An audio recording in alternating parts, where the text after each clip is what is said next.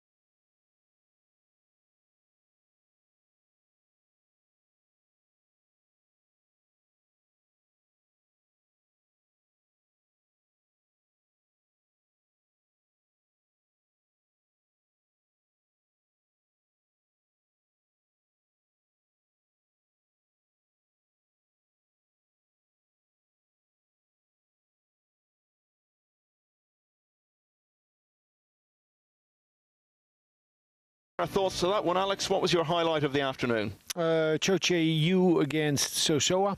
Big match. Cho Che-Yu, the reigning world champion, finally getting her first point on the board.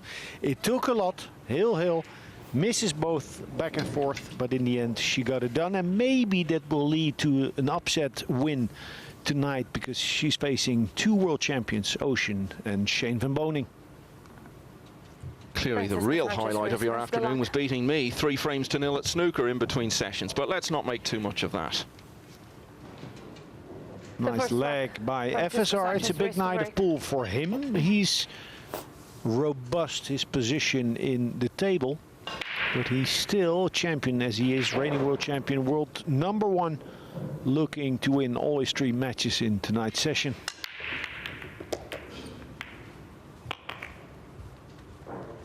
Beautiful break. We'll see it again in the replay. A difference between FSR, his break, and what others do is draw on the cue ball. Look when it hits the 9, or the 8 ball in this case.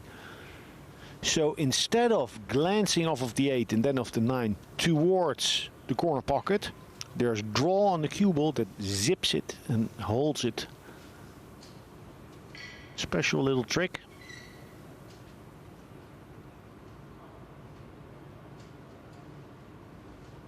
On table 2, a very interesting match going on as well between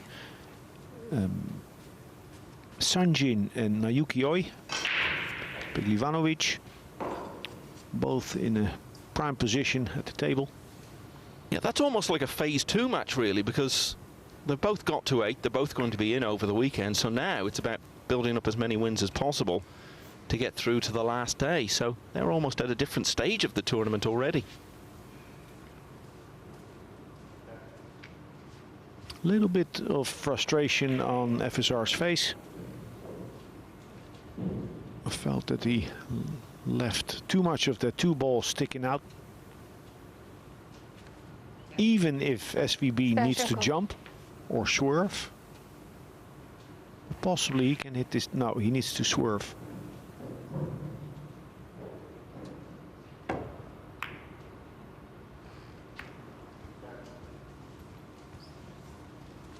Yeah, so a missed opportunity by FSR on that safety.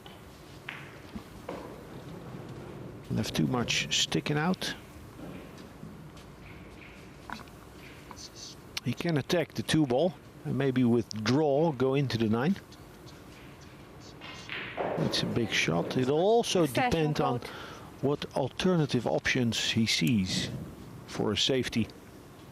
I think he can also overcut the 2 and then go in between the 7 and 9 to the short rail, long rail, cue ball towards the 8 and bring the 2-ball to the short rail. It looks like offense. No. It's playing to the other pocket.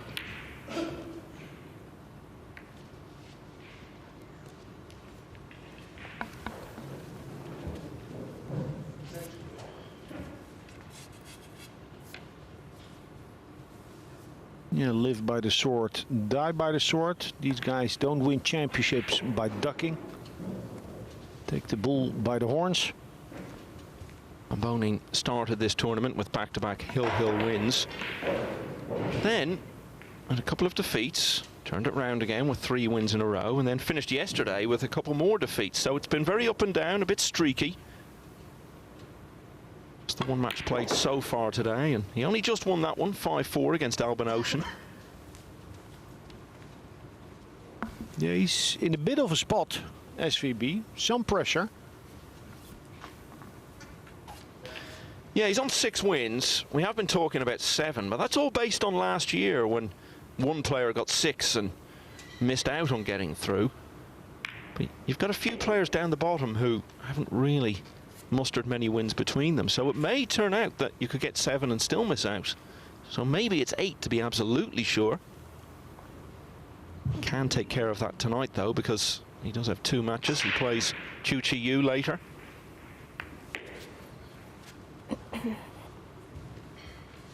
Surprising, the collision with the 6. Almost as if he played that. So I guess he probably played it. Had too much angle on the 4.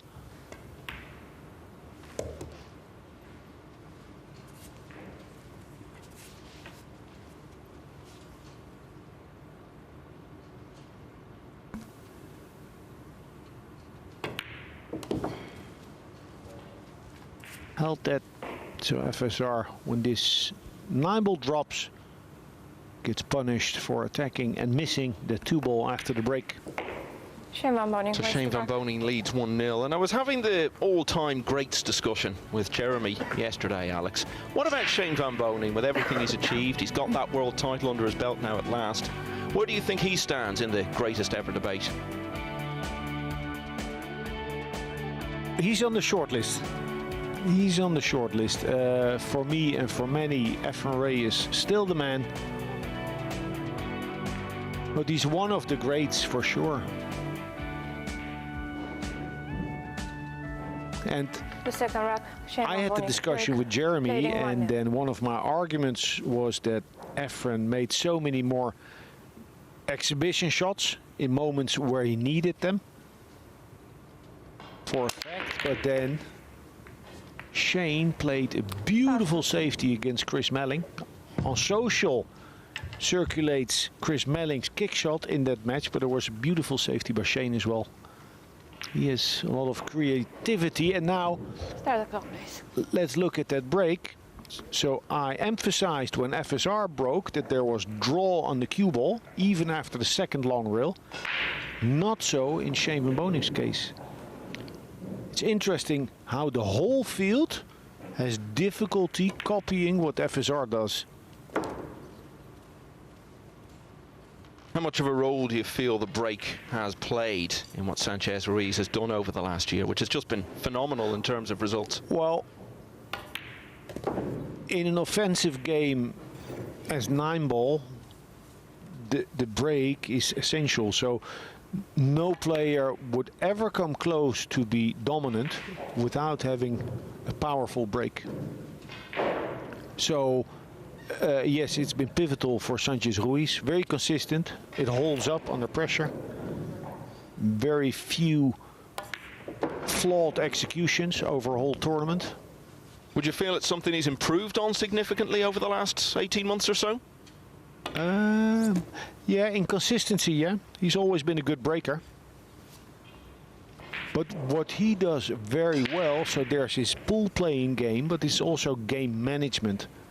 Like what he has also learned and shown, especially in the past year, is his ability to adapt his game and his mindset and his rhythm depending on the form that he feels. So he plays nice and swift in rhythm, but he can also play a little slower. He plays with it. Scratch off the break there from Shane van Boening, and that was as much participation as he had in that second rack, which has gone to Sanchez Ruiz, so it's 1-all. Over on table 2, Naoyuki Oi has won the opener against Sanyan Pelovanovic, but the young man from B&H at the table with a chance to level at 1-all. Winner of that match will be in first place in the table as it stands. Pelovanovic actually lost his opening match, but then won 8 in a row before his defeat to Alex Pagulayan earlier today. Francisco Sanchez Ruiz break. Now watch FSR's break. After the second long rail, the cue ball does not dive forward towards our short rail. Perfect. Perfect break. Textbook. Replay this break 20 times and go and practice. This is what you want.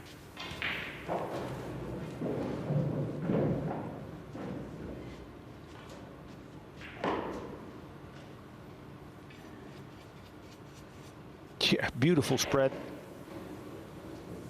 Now sweat the detail, don't get impatient. Look, this.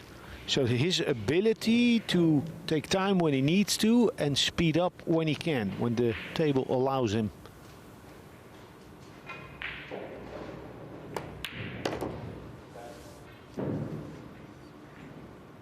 It's good enough.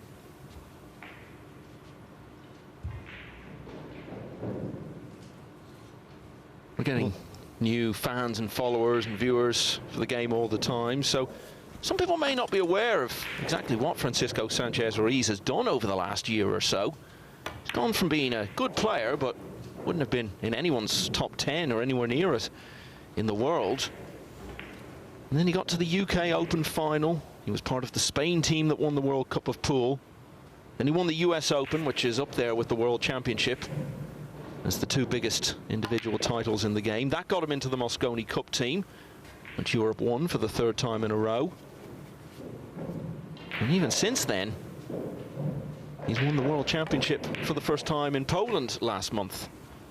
And he was already #1 in the world rankings going into that, and by winning that tournament, particularly with Shane van Boening going out relatively early, he's now got an enormous lead in the standings, and it's just been the most remarkable transformation in little over a year. Yeah, he's been in David Arcady's shadow, the two Germanos, like brothers, like Batman and Robin, but he's stepped out of Arcady's shadow. He's now sort of a Godzilla on the tour, rampaging tournament after tournament. Well, I think that friendship that he has with Arcady was actually an enormous factor, because there have been some question marks about his ability to get the job done at the big moments, and the fact that they had such great spirit between them was a key factor in them winning that World Cup of Pool, which Spain hadn't won before. And that experience of winning an event of that profile was a huge step forward for FSR and the foundation for much of what he's done since. Yeah, but vice versa, Arcady also owes part of his success to being together, working together with FSR for all these years. FSR was sweating his success, And now it's the other way around. Sure, and there was nobody happier for Sanchez Ruiz when he won that world title in Poland last month than O'Cady. Young Delgado seems to be part of that group as well now, which is great company to be in. So from 1-0 down, Francisco Sanchez Ruiz has won 2 in a row, and he leads for the first time in this match at 2-1.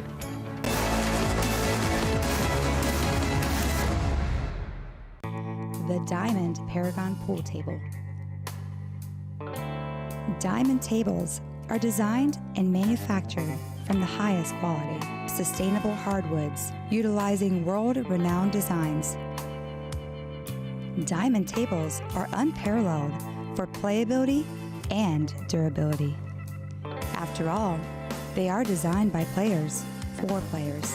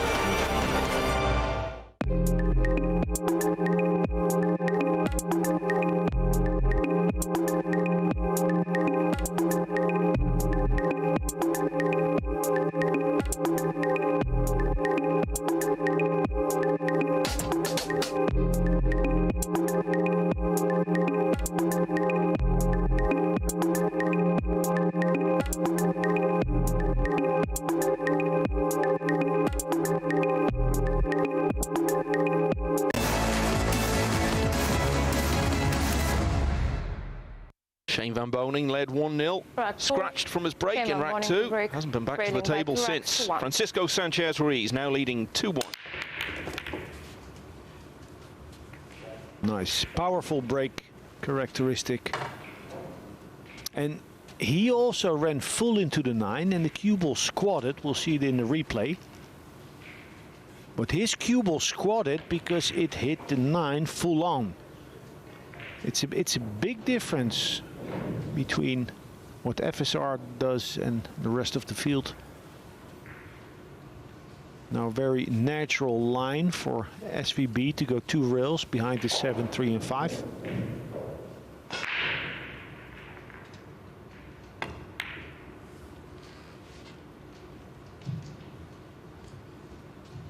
Now I said a very natural line, but he actually had to manipulate that cue ball strongly.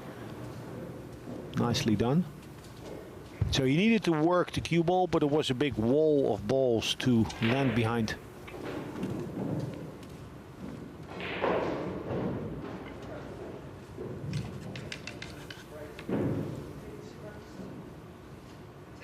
Looked at his potential position on the 3 if he ends up making this bank.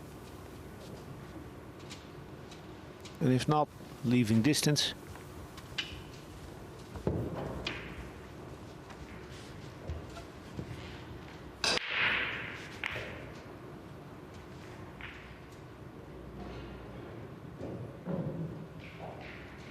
It's a good sign with FSR in his chair, if you see that nervous energy.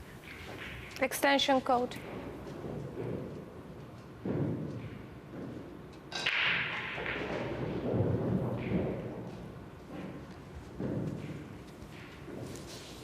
Yeah, I can see him try to get behind the 3 ball, elevating, jacking up. What do you do? The 6 is too big a ball.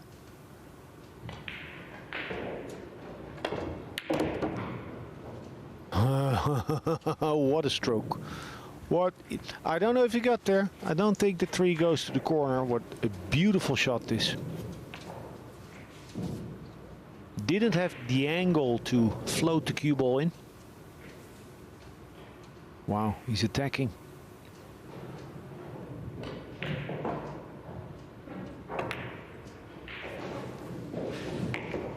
Shot. Power 9 ball. Yep, everything opened out nicely for him now. And you were talking about the break there with Van Boening, and the tournaments were played in a different order last year.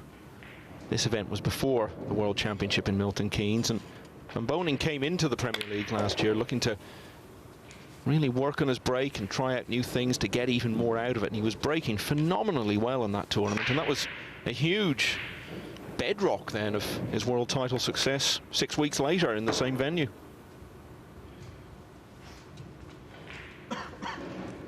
In prime position.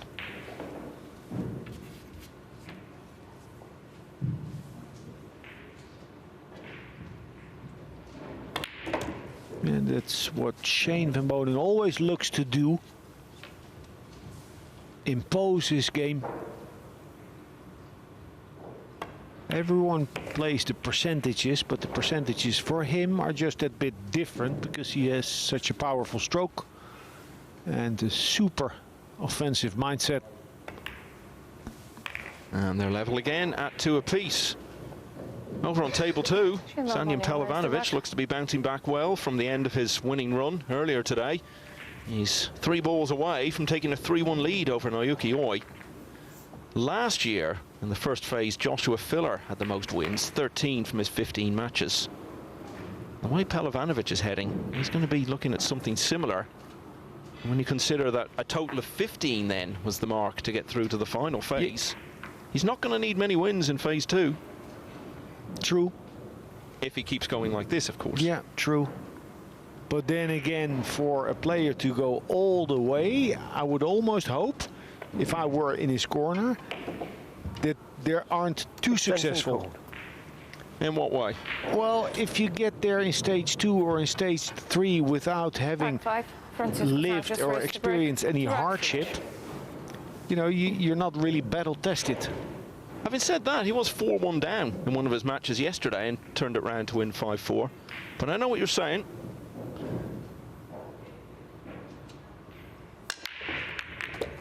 Meanwhile, in this match, it's 2-all. Hello, shots. 2 ball drops. And you see the gesture of SVB in the corner.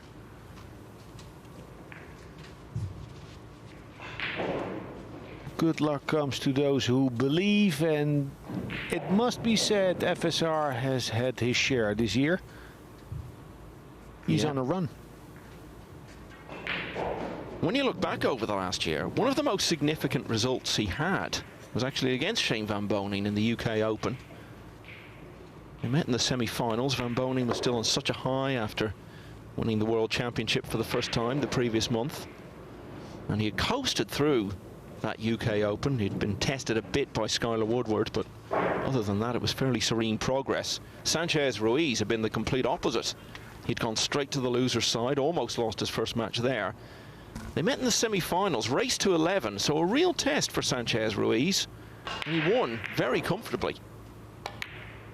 That was a big moment for him to beat Shane Van Boening over that kind of distance, albeit that he did then go on to lose the final later that day to Joshua Filler.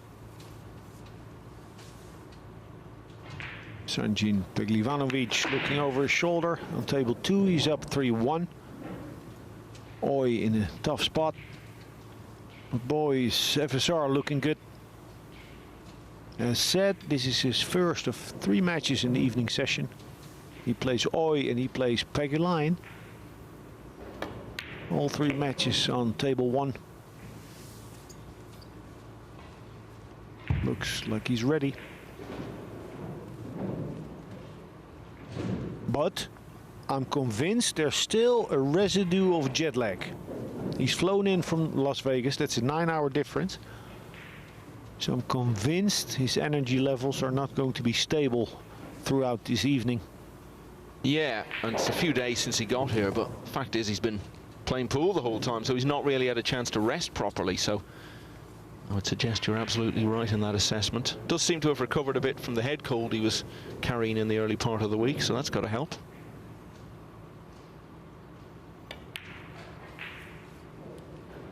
Well, I think we would have expected a high standard here, and albeit that 8 just wriggled in there, we are seeing really good quality play, and Sanchez Ruiz leads again at 3-2. Yeah, fortunate that that 2 ball found its way to the pocket. At perfect shape on the 3. But the fact is, another break and run for the Spaniard, keeping the pressure on his American opponent. Yeah, showing Van Boening the level he's going to have to produce if he has designs on winning this match. Van Boening in 8th place at the moment, and that just underlines the fact that he's far from certain of getting through to the next phase. Remember, the top 10 from 16 at the end of tomorrow night will go through to the weekend. They'll all play each other again, the remaining 10, all wins carrying forward. And then the top 6 go through to Monday's climax.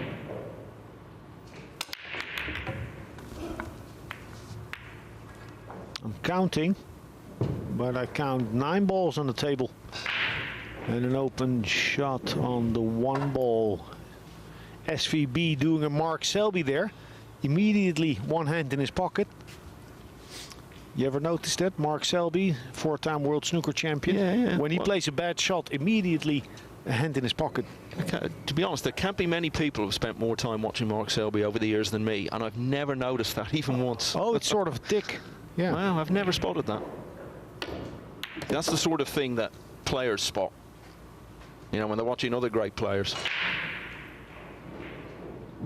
Nice shot by FSR. This was more difficult than he made it look.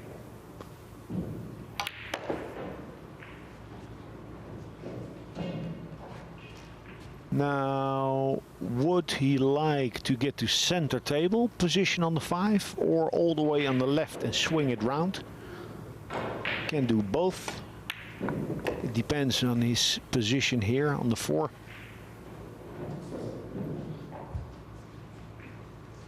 I must say, balls are not going in clean.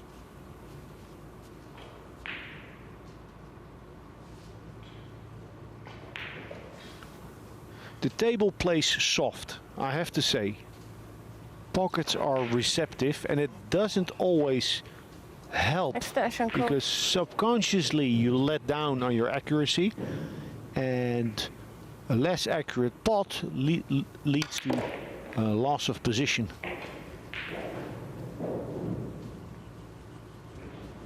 Nice little shot, straight enough this. Draw back mid-table would be good. I mentioned earlier he made his Mosconi Cup debut just before Christmas. You, of course, were captain. So what was he like in that environment behind the scenes? Yeah, one of the guys, really.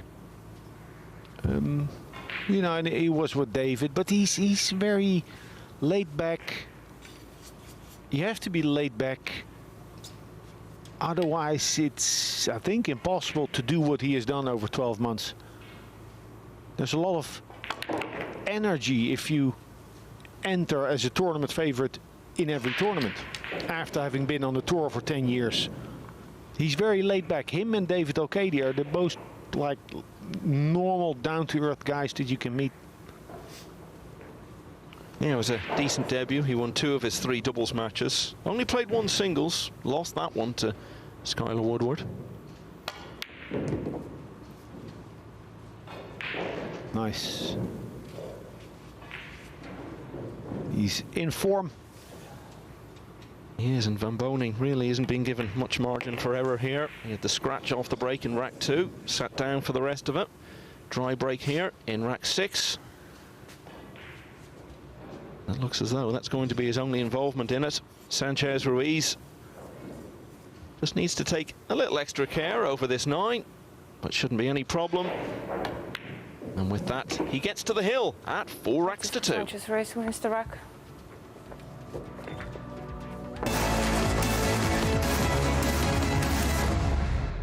The Diamond Paragon Pool Table. Diamond tables are designed and manufactured from the highest quality, sustainable hardwoods, utilizing world-renowned designs. Diamond tables are unparalleled for playability and durability. After all, they are designed by players for players.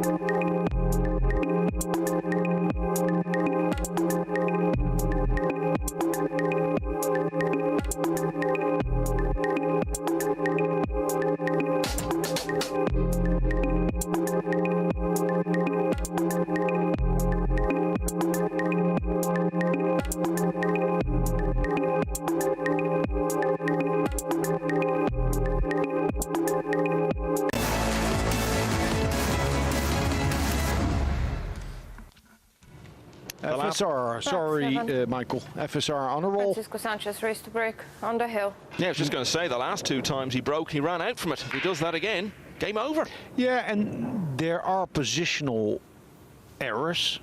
It's not flawless, but he's getting it done.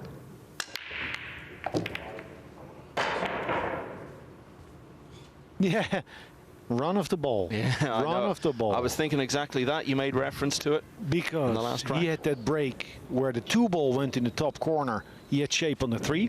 Then SVB's break, dry, open shot on the 1. And now here, for 2 millimeters, no scratch in the side.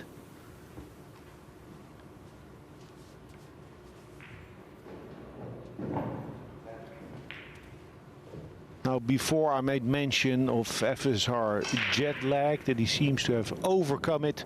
It goes for everyone in the field, also for SVB. It's just that on the opening day, FSR of all the players looked the most rough.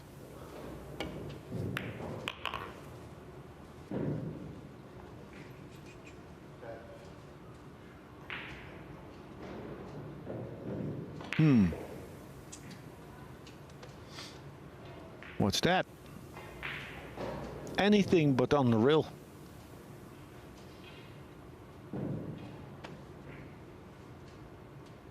Now, if he plays half ball contact, 3/4 ball contact with topspin and speed, I would be worried about caroming off of the 5. That's why he assessed an elevated shot.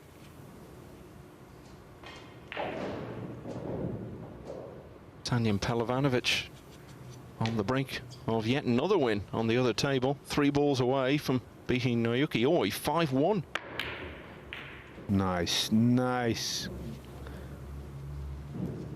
Yeah, you know, a roll, because that 3 ball doesn't go, but I still think he played a good stroke. Elevated, cue ball on the rail.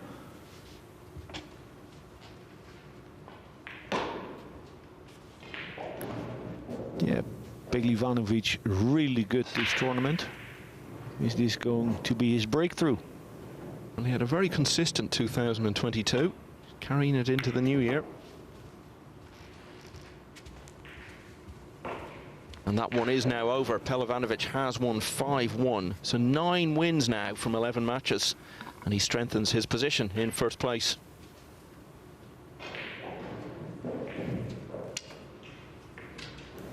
Big shot.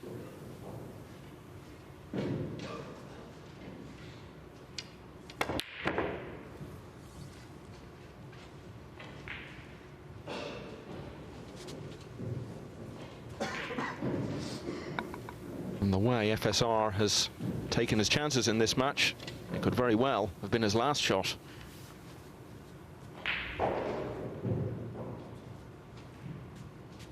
Yeah, I saw that correctly. SVB has both cues between his legs. He's ready to get out of there.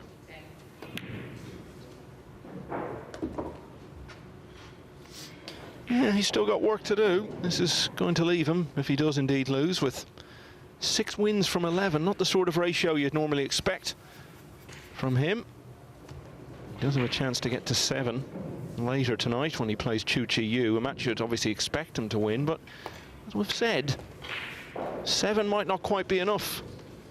And Michael, I said when Chu Chi Yu was playing Sosoa, I said if Chu Chi Yu wins this match, I don't see it past her to win against one of 2 world champions that she faces tonight.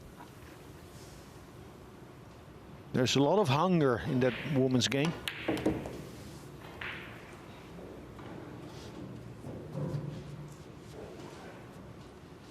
Francisco Sanchez Ruiz, about a year ago, had a lot of hunger for big titles and big time success. He's found it all in plentiful supply, and it looks as though he's going to rack up another useful win here over the man he replaced as world champion just a few weeks ago in Kielce.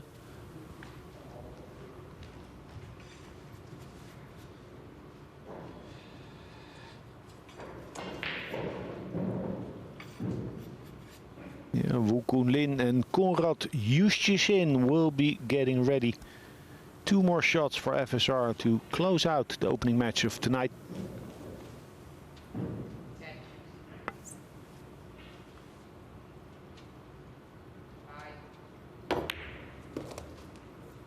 they were level at 2-all. Sanchez Ruiz, as he has in so many matches over the last 12 months, has finished strongly, winning 3 in a row to close it out by 5 racks to 2. We'll be back with Wukun Lin and Conrad Yushin in about 5 minutes' time.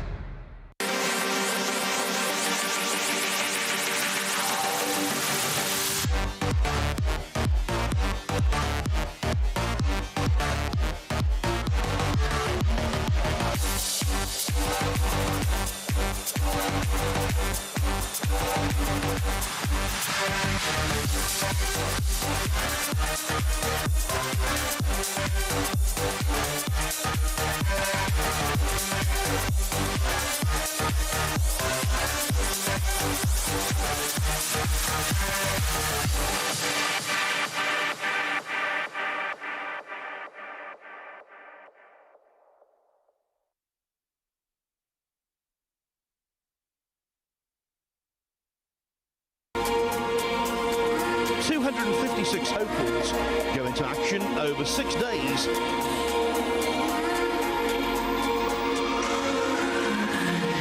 When an irresistible force meets an immovable object, something has got to give, but nothing is given yet. Final of a matchroom promoted tournament, the majors in the game. Up on the wrong end against an opponent of this quality. Not quite as close as it's been for him in the last couple of rounds. The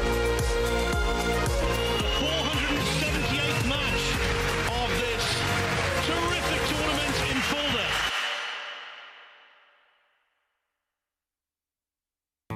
The Diamond Paragon Pool Table. Diamond tables are designed and manufactured from the highest quality, sustainable hardwoods, utilizing world-renowned designs.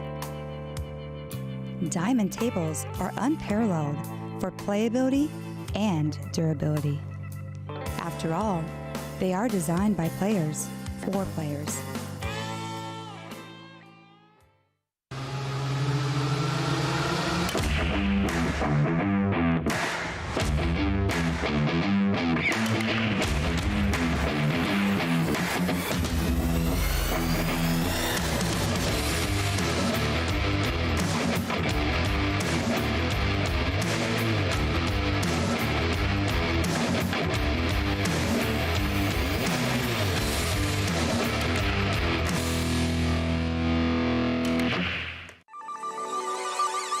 This championship is being played with the new Aramith tournament set. Featuring a unique molecular structure, it guarantees razor-sharp precision and unsurpassed longevity. Unquestionably the best pool balls in the world, this set is available in a TV and a value pack version, as well as in the new My Aramith range of ball and cue cases. Now you can bring and play with the best ball set everywhere you go. My Aramith, bringing new dimensions to your billiards experience. Of the Kazoo Champion of Champions!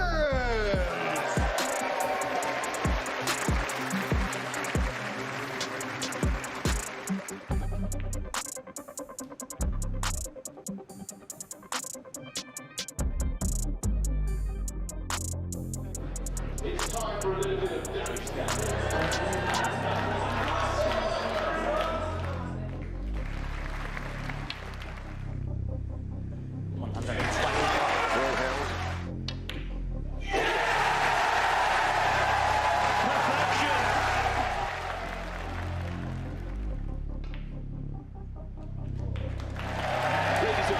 Let's hear it for your champion of champions, Ronnie the Rocket O'Sullivan!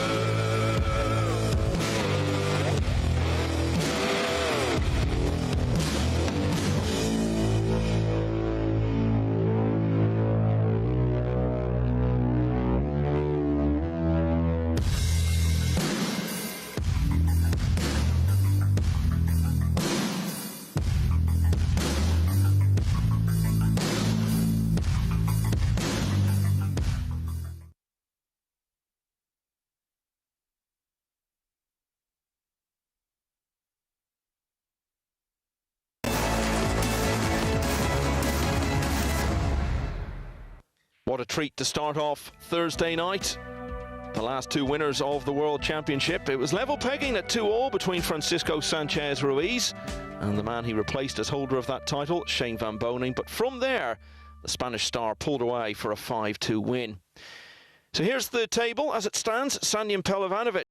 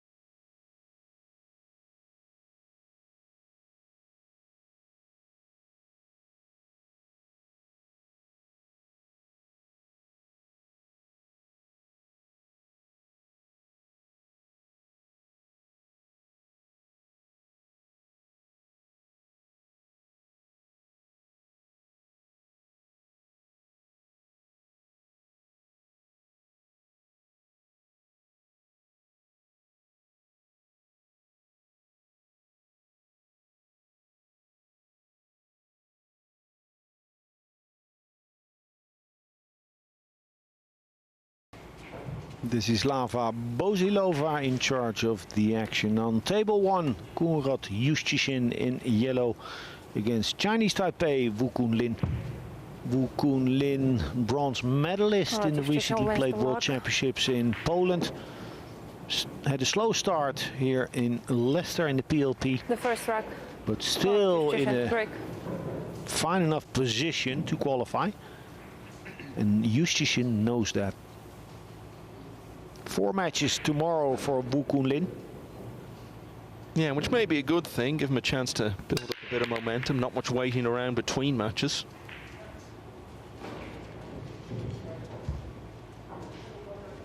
Nothing down. Wukun Lin, a long straight-in shot on the one.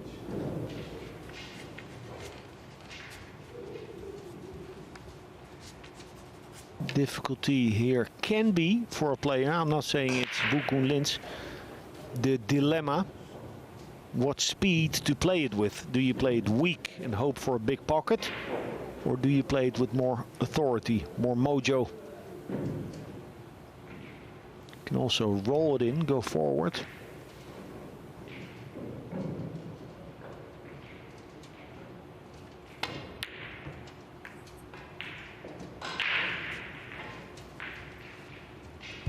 Not the best attempt. Yeah, and a let off for Yushin from the dry break. He's just had the one match today. It was the win over Alban Ocean earlier. Real high quality contest. Oh yeah.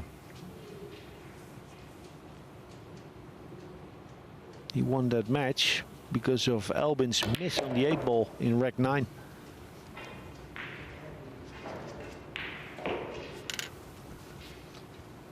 Yeah, Yushin got off to a very good start, won his first 4 matches and then really started to fade away. He said to me after that match earlier that he feels the only match he played badly in during his losing streak was against Soa, but it proved to be the first of 4 straight defeats. And he was starting to look increasingly anxious, seeing it all slipping away from him. But crucial to beat Alex Pagulayan yesterday and then followed it up, as I say, with that fine win over Ocean. And that's not ideal, Alex. No. Well, the good news is that that 7 is hanging over the pocket. I would rather play a long 5-7 combination than a long 5.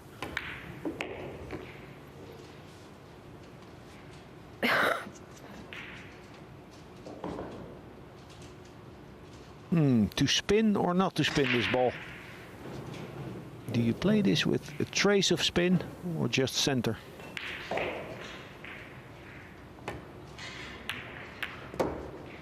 Hard to tell. 29 years of age. ranked number 19 in the world. He's been around for a considerable length of time, though. Got to his first Euro Tour final as long ago as 2015.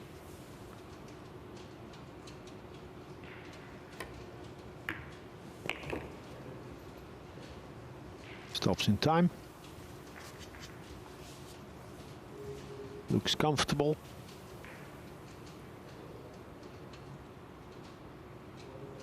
Great opportunity for a player the likes of Yushin to participate in this event, TV match after TV match. Every next matchroom event will feel different after this. I think that was a lot of what Matchroom were trying to do with how they put together the field. Not necessarily all the most obvious names. Give guys like this from sort of the second tier, as it were, the experience of playing in these conditions.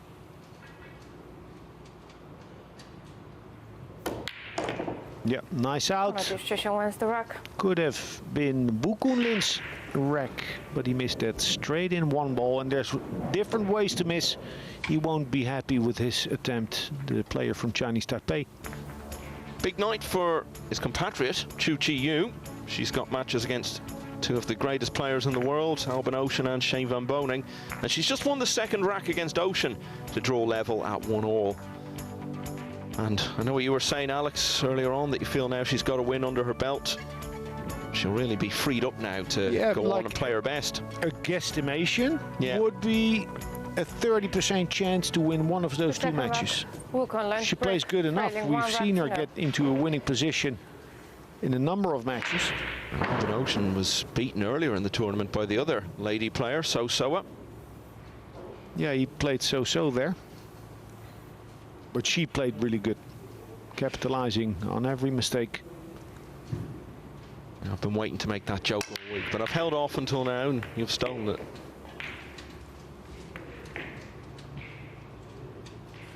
Good break.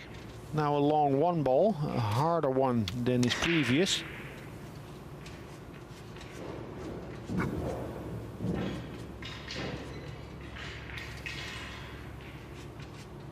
This is very tough.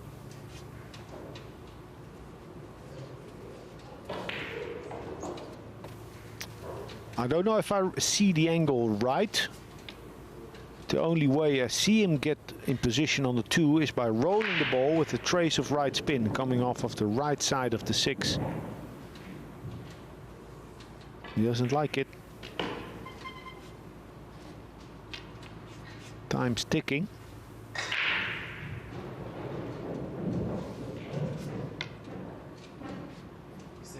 Extension cold. Wukun Lin. What's the shot?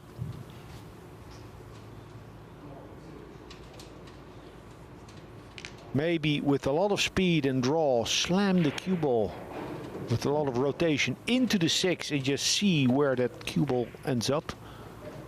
Just get it back. Can still choose to play safe.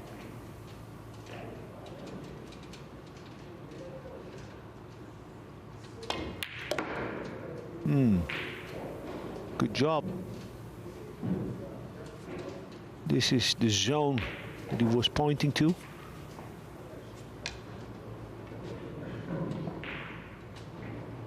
Albeit with the glance of the 6 ball, still a good shot by Wukun Lin.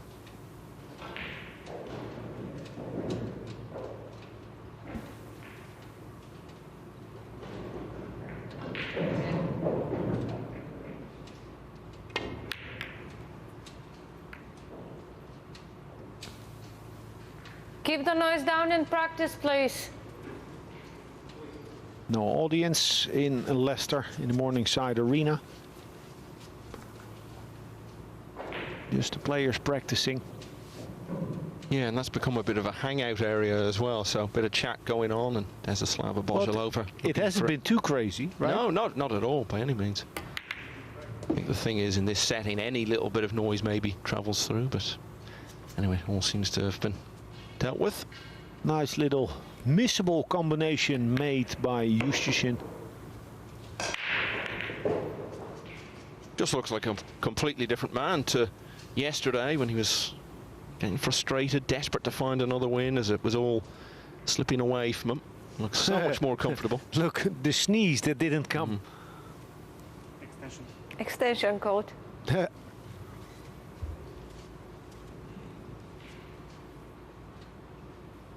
Few things in life more frustrating than that, when you want to have a sneeze and it just won't happen. A few things more satisfying than 3 in a row. Absolutely. Well, he's chasing 3 wins in a row in this tournament. A good start set to continue here. Yeah, looks clinical.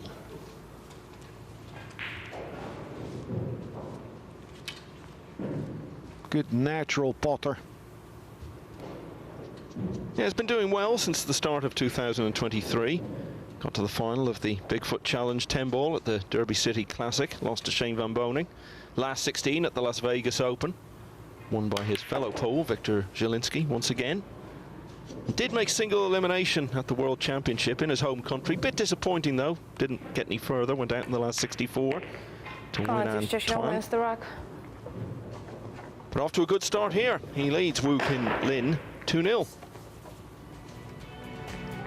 Yeah, very difficult 2-ball to the side pocket attempted by Wukun Lin.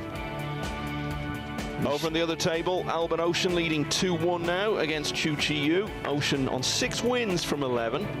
And as we've said, 7 might not quite be enough to get you in there. His racks difference isn't great, so possibly looking for 2 more wins to cement his spot in the weekend. Ocean, the defending champion here, effectively going for 3 in a row because he won the Championship League back in 21, out of which this tournament grew.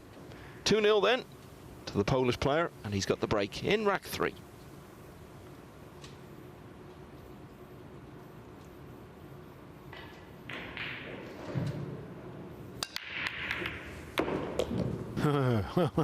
Oh, that's a nice little kiss. Ah, momentum, luck. What is it? The table that knows who's playing good with confidence. We saw the same between FSR and SVB. Run of the ball for the Spaniard. Yeah, he played well, but boy, he did have some running as well. Yeah, it goes hand in hand, I guess. Sensitive draw shot here for Yushin. When you were in your prime playing days, Alex, do you think you'd have thrived on a format like the unique one we have here at the Premier League? No, 100% not. Why not? Well, let's say it like this.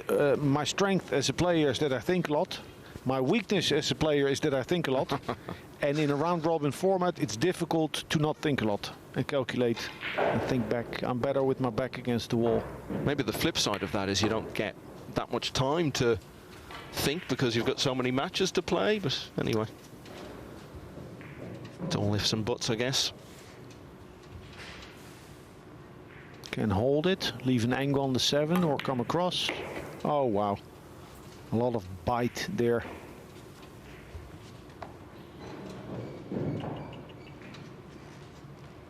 The thing on the speedy TV table, if you're feeling good, everything works and there's just plenty of bite on the ball and on the rails. If you're not feeling good on this table, you're scared.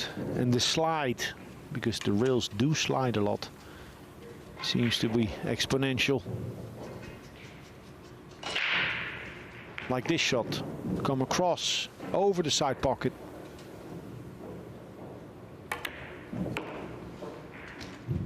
He got there, but he had to hit it perfect. He did, and now he's got a simple 9.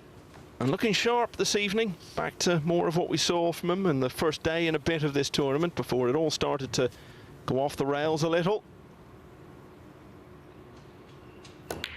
A fine start, he leads 3-0.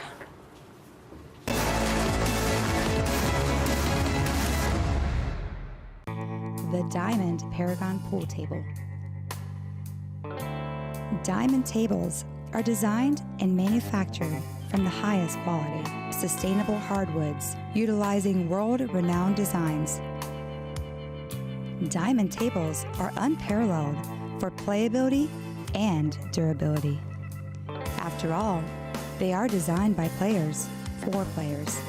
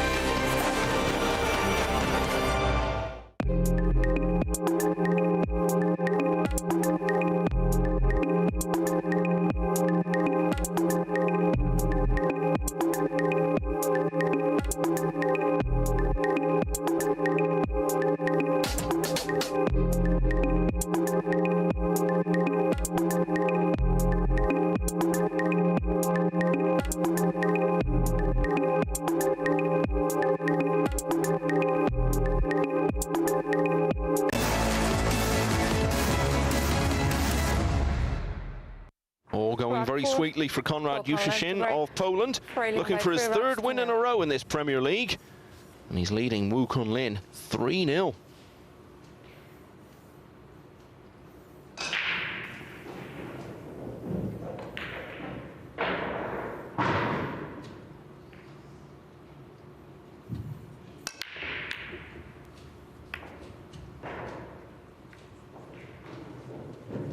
Couple of dry breaks in tonight's session.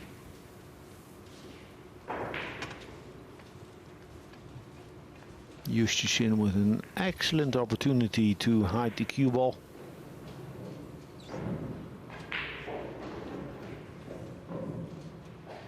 Needs to sweat it. I mean, play it with quality. Yeah.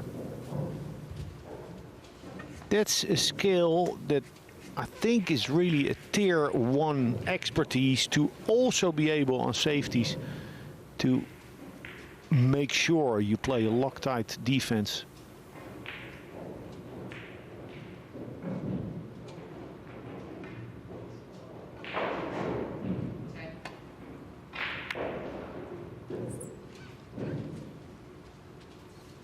Yeah, I would be happy being Yushin to have some breathing space from our cue ball.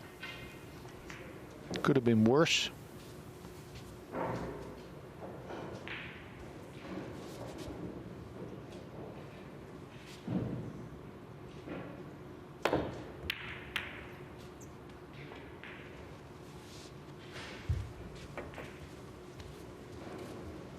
Run of the ball.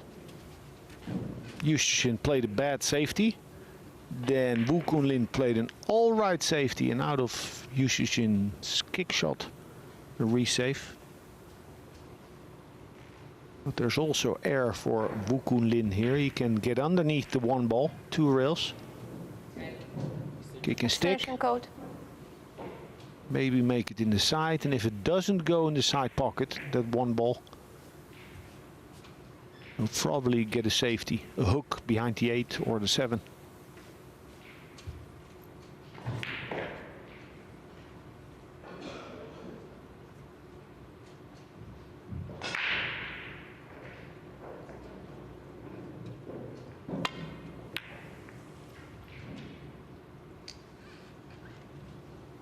Bad luck. That's about the only thing that could have gone wrong.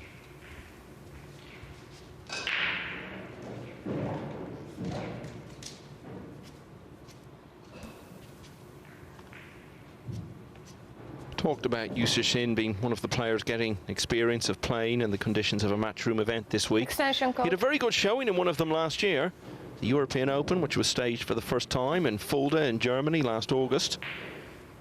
Got to the quarter-finals before losing to Alban Ocean. Players he beat to get there included Khalid Al-Ghamdi, who had been one of the stories of the week, making such an impact as a teenager. Great that we'll be going back to Fulda same time this year.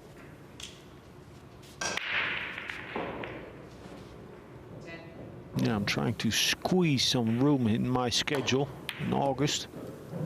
Seems like a beautiful event to participate in.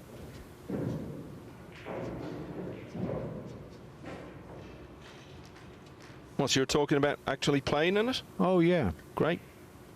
well now that I'm captain no more, I look to play a little more. One thing that I thought was fantastic about it last year, it's far from being one of the biggest towns or cities in Germany, and yet the crowds were excellent. Well, yeah, pool's big in Germany. As is the snooker. And a nice snooker disc, by the way, by Konrad Yushin. Wasn't easy to play it so tight. Foul shot. Ball in hand. He's just not able to get a foothold in this match at all, partly through his own doing, partly through Further ball, please. just circumstance and fortune. Yeah, always difficult, a two-railer from this angle on a TV table. As straight as you go into that first rail, the long rail, it does open up already. Way more than on a regular table.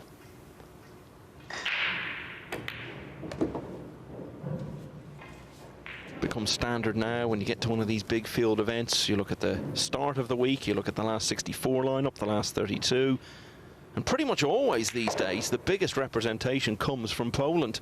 We've been saying for 18 months or 2 years now, the big moment is going to be when one of them makes that step up to win a really high profile TV major event, maybe gets in the Mosconi team.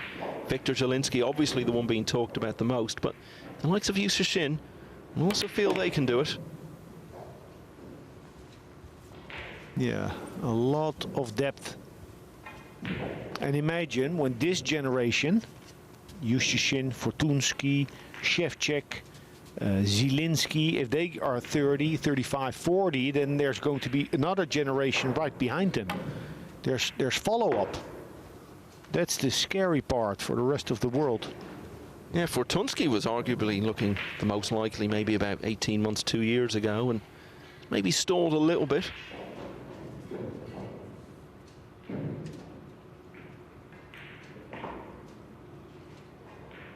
Perfectly fine, this angle. Stomp it.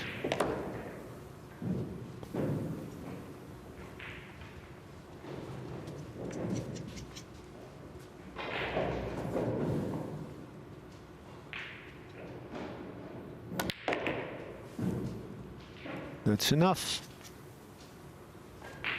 Romper stomper. Yushin to go up 4-0. Well, we're situated just off a roundabout here at the Morningside Arena, but this is all one-way traffic. That's 4-0 to Konrad Yushin as he closes in on what would be his 7th win from 11 matches in this Premier League. Chu Chi-Yu got her first win earlier in the day, and she's still in contention for another one this evening against Albin Ocean. She's just won rack 6. Ocean stuck on the hill at 4-2. He, though, has the break in the next rack. So this is Wukun Lin's last match of the day. As we said, he'll have 4 tomorrow. He got off to a poor start, lost his first 3, but stormed back on day 2 and early on Wednesday with 4 straight wins. So whatever happens now, even if it seems obviously highly likely he loses this match, he'll still go into tomorrow with every chance. You would have to think of those 4, he's going to have to win at least 2. And if it is to come down to racks difference, of course, a heavy defeat here. The last thing he needs. 4-0. Hello. Full vision of that 2-ball. Elevated over the 9 nonetheless. One good shot needed.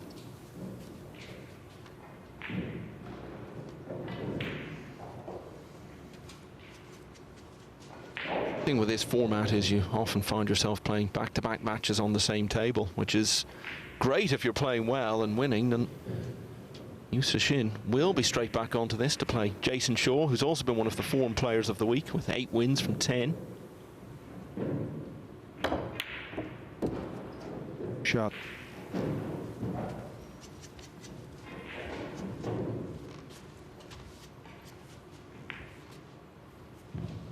Let's see if he's able to make that cue ball bounce off of the long rail, come across to the other long rail.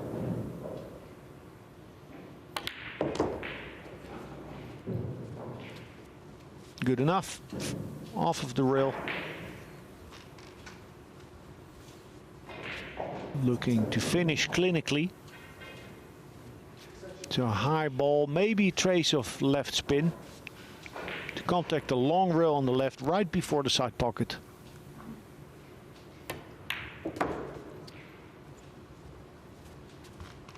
A little sigh, not totally happy, but this is fine. Swing that cue ball around the 6.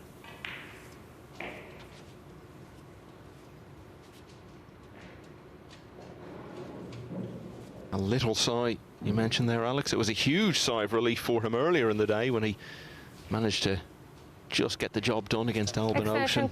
Such relief, having got that little bit of momentum back into his campaign, that he didn't let it go.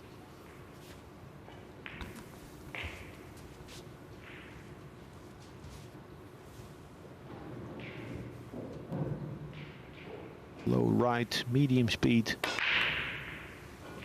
Clean.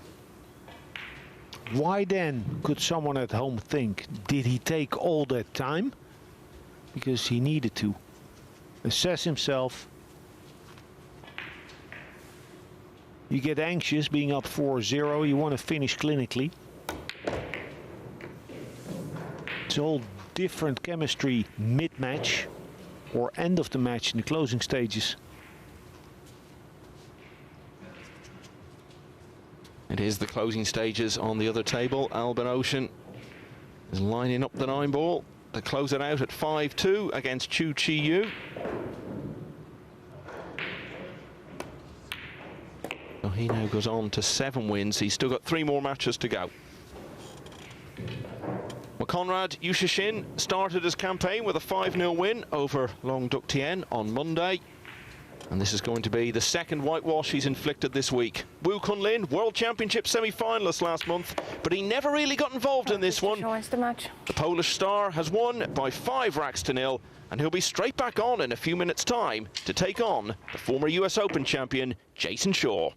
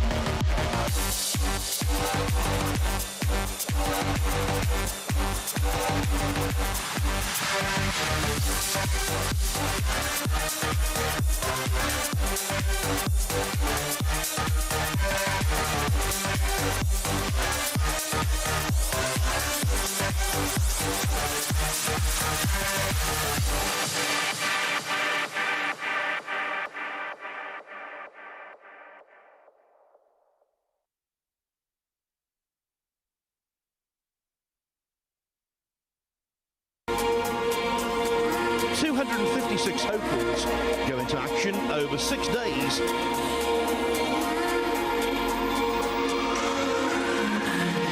When an irresistible force meets Something has got to give, but nothing is given yet. Final of a matchroom promoted tournament. The majors in the game. End up on the wrong end against an opponent of this quality. Not quite as close as it's been for him in the last couple of rounds. The 478th match of this terrific tournament in Fulda.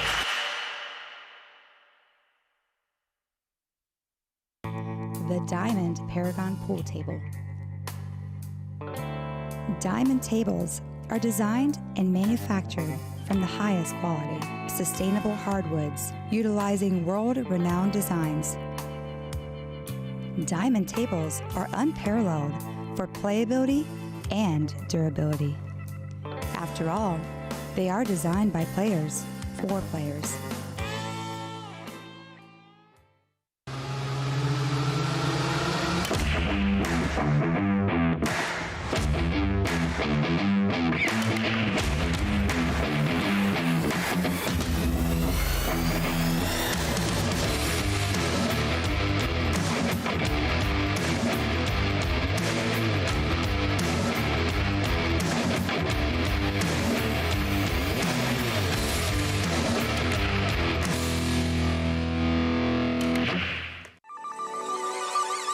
This championship is being played with the new RMS tournament set. Featuring a unique molecular structure, it guarantees razor-sharp precision and unsurpassed longevity. Unquestionably the best pool balls in the world, this set is available in a TV and a value pack version, as well as in the new My RMS Ranger of Ball and Q cases. Now you can bring and play with the best ball set everywhere you go. My RMS, bringing new dimensions to your billiards experience. Of the Kazoo Champion of Champions!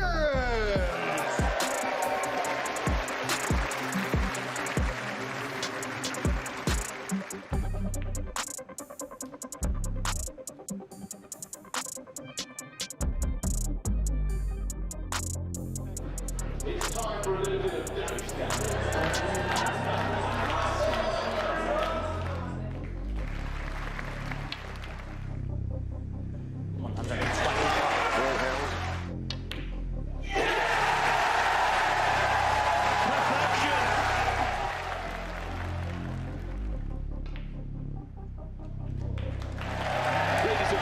Let's hear it for your champion of champions, Ronnie the Rocket O'Sullivan!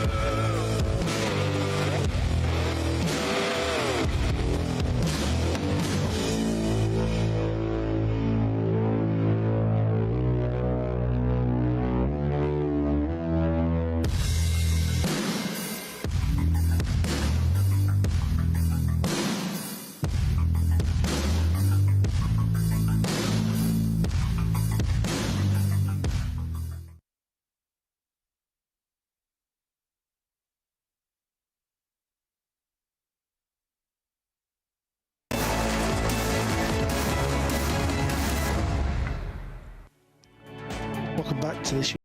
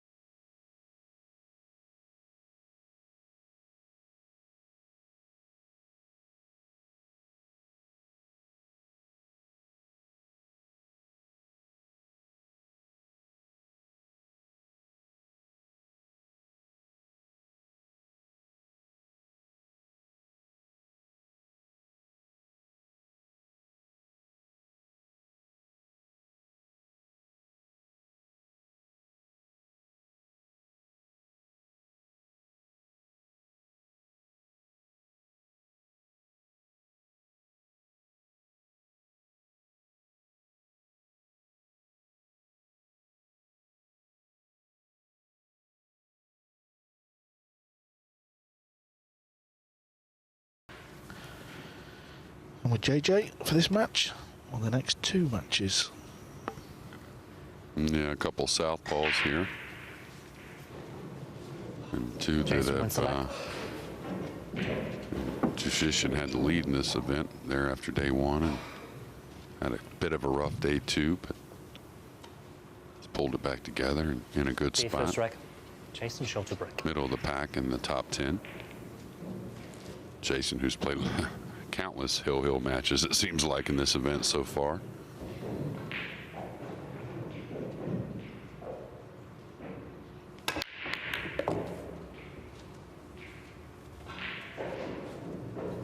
Now you're gonna like this break off. Really solid all the way around. Good spread of the balls. The one right in the side. Saw a little contact on the 6 to hold the cue ball on a easy combination. He's just got to, you know, kind of hit it in lightly, it looks like. Wouldn't be the type of ball you would draw back, try to make them both the way the 7 sits. Or you wouldn't think so. Yeah, I didn't understand that one, but the 2 did hold.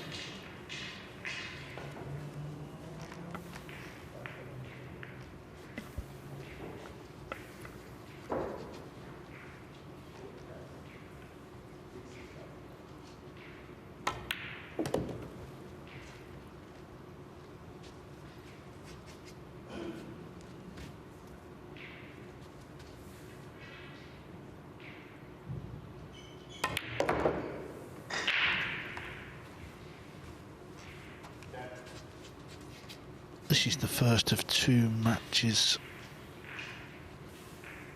for Jason Shaw tonight. After this one, he'll play Earl the Pearl Strickland. And that will take Jason Shaw up to 12 matches played, so he'll play his final 3 games tomorrow.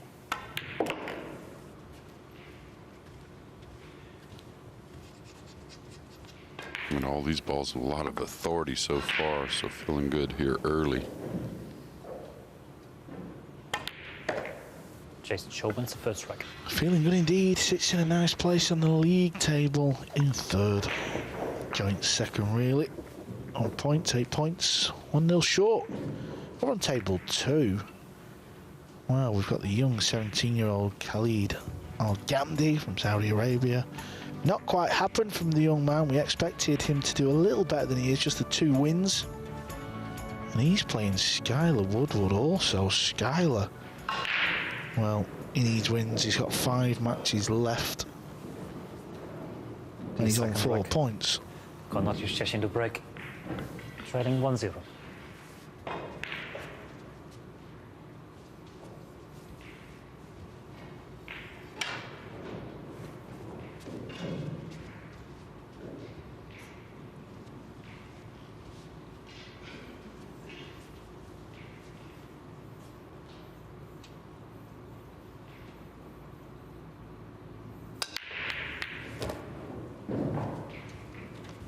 A decent break. Is the 3 ball going to spoil it? No, it's not. He's got a shot at the 2 off the rail.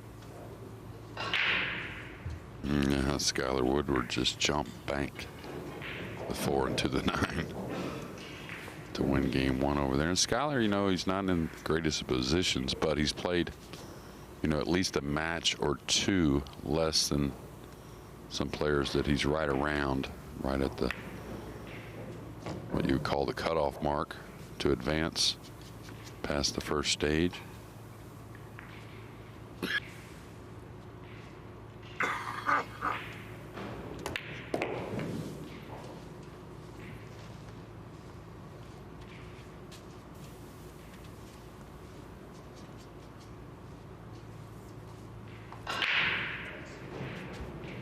Now Conrad, he's got to play a nice position shot later in the rack, getting on the 7. The 6 not in the worst position to do so. Just draw back kind of where the cue ball's at now and then swing the cue ball a couple rails, catching us kind of a soft third rail for position on the 7. Yeah, I think for Khalid, that match earlier kind of took the wind out of him a little bit. Had a chance to take down, I think it was Shaw. And just couldn't quite get across the finish line there to start his day 4 in a little better manner. All speed control here.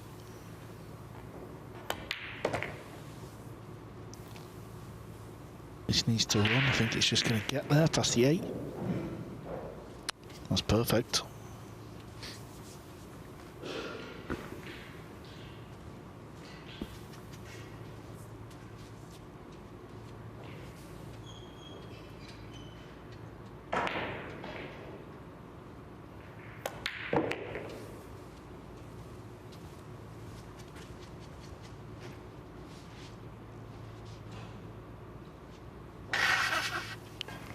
Two options here. You can try and hold it, but you can also just float across the 9 as well. It's got a nice little angle.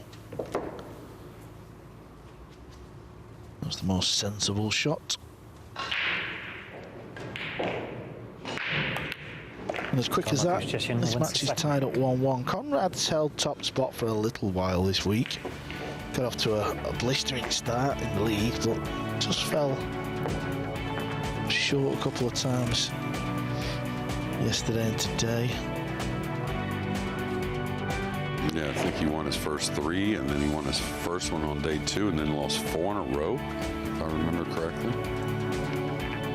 Yeah, and he's on 7 wins from 11 matches, so he's okay. He placed 6th in the league. He's exactly the same point, same win-rack ratio as Pagulayan.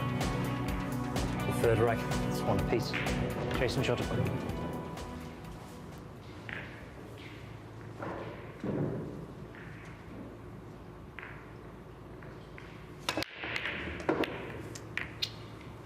And lovely kiss on the cue ball there to come up for position on the 1, and really natural to just draw 1 rail to get on the 2, and pretty perfect pool for both players so far.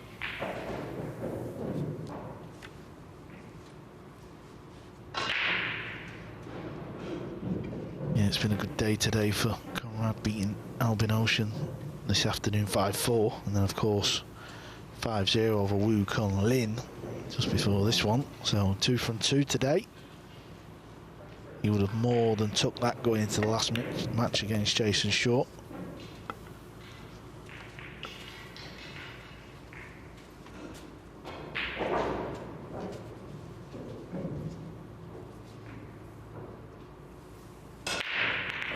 Yeah, he's kind of sizing up the 4 there. If he can drop 1 rail behind the 6 and for the lower right later in the rack. 6-8 combo, not tough. Just a little preference there.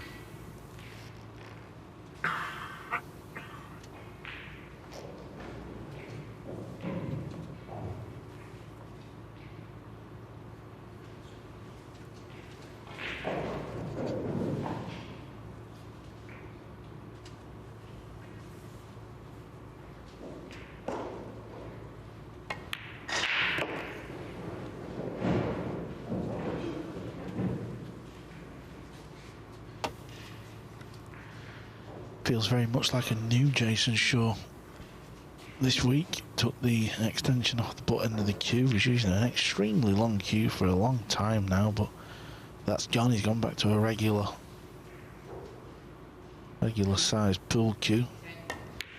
And he's always been very compact as a cueist, if you look. Even though he's using a shorter cue, he still always likes to have a little bit of cue, you know, hanging out the back of the hand where you hold the cue.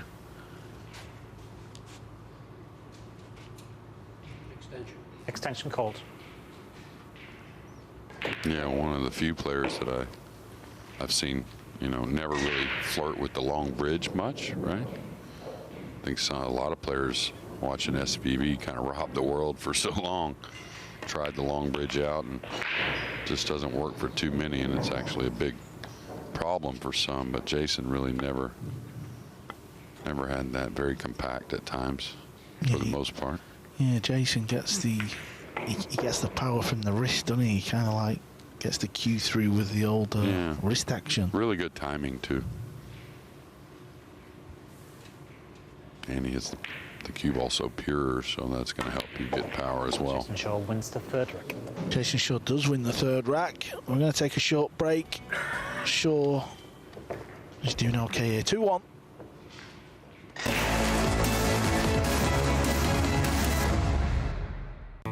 The Diamond Paragon Pool Table. Diamond tables are designed and manufactured from the highest quality, sustainable hardwoods, utilizing world-renowned designs. Diamond tables are unparalleled for playability and durability. After all, they are designed by players for players.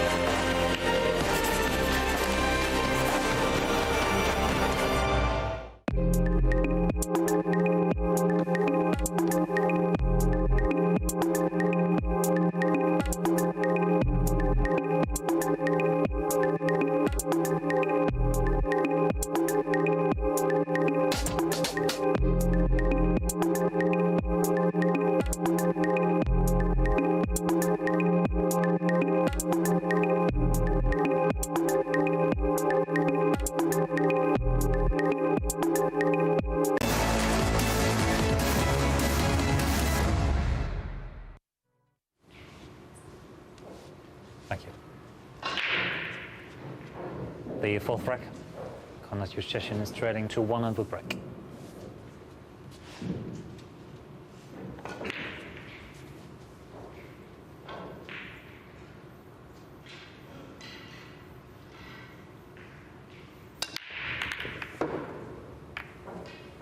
Cue ball looked like it was tracking towards the corner. Looked like it was going to be okay as well with a shot on the one, but there you can see, the left edge. That is it. Well, he's kind of close to it, so sometimes that'll fool you, and he may have a pocket in the side. We'll see. I think he is cut off, though.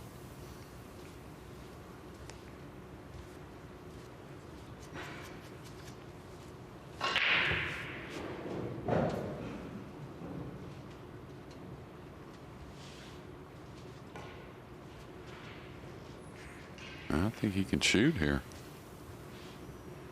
It's very, very close, but haven't really seen him kind of pick out his safety position, so.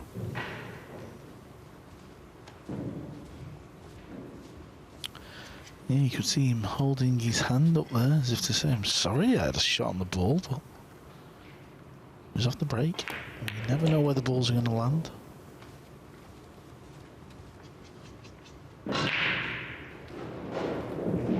Seven ball doesn't go past the 8. I presume he's going to be playing for a combination.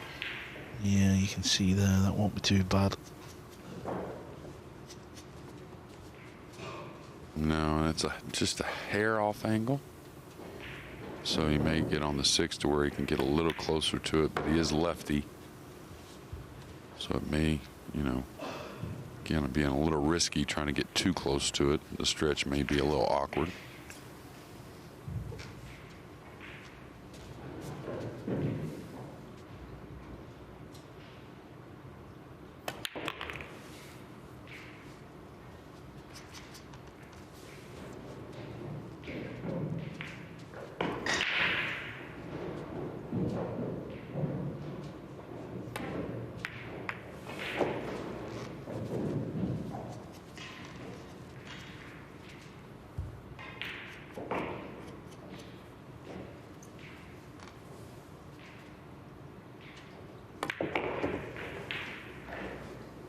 Skylar Woodward's on the hill over on table 2.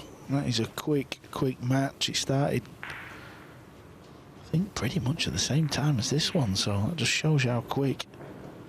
4-0 over Al-Ghamdi. Wants to wreck. A little fortunate on the break to have a shot, but it's a break and run for Conrad.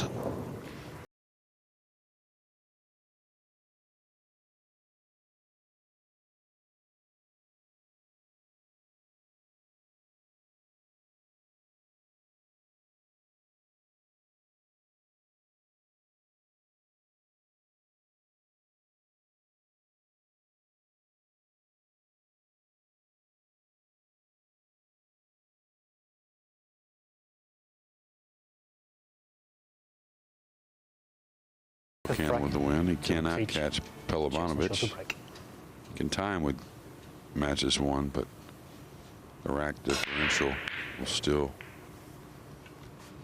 be to the man from Bosnia Herzegovina. Yeah, I'm just keeping a little eye on the Skylar match, because if he wins that match 5-0, he's on the same stats as Mellin, who's placed in 10th.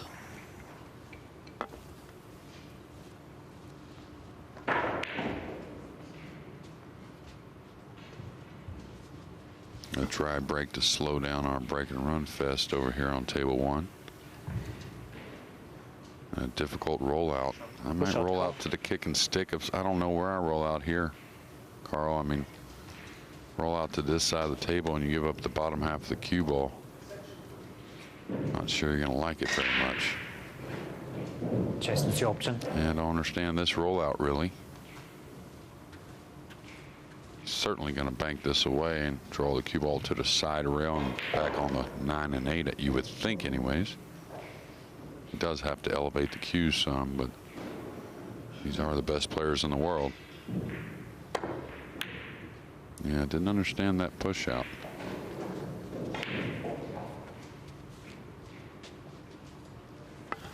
Yeah, answers on a postcard with that rollout from Conrad.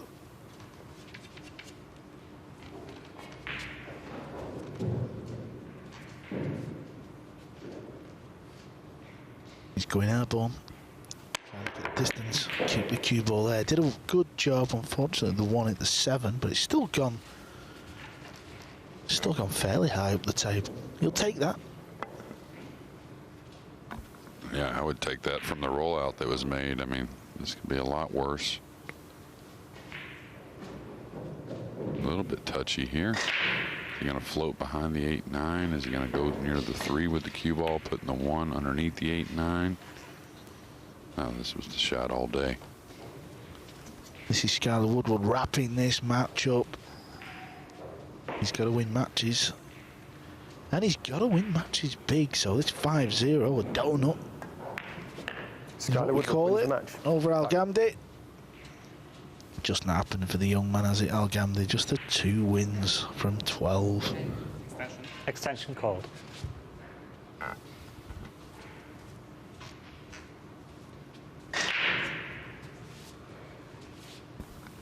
Yeah, Woodward stays on that table, JJ. He's playing Long Duck Tien next. Yeah, and a huge match for two players that really may be in the mix of that border right there at the 10-11 spot, come late tomorrow. And the first tiebreaker is head up, correct? If it's 2 players, so be a very big match. Just trying to put him on the 8 and 9. Nice hit.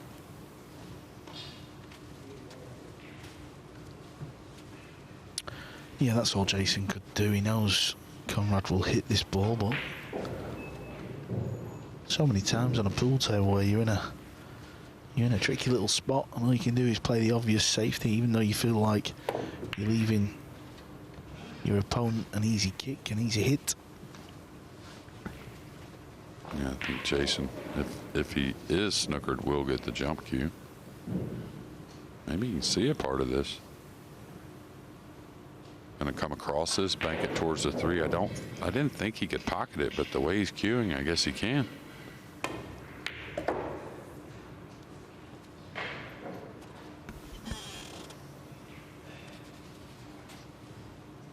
I know it's just been a few days of seeing him with the short cue, but what I see is just a little more comfortable swing. I mean, just like right there, it's just like he didn't have to worry so much about the weight of the cue and whatnot.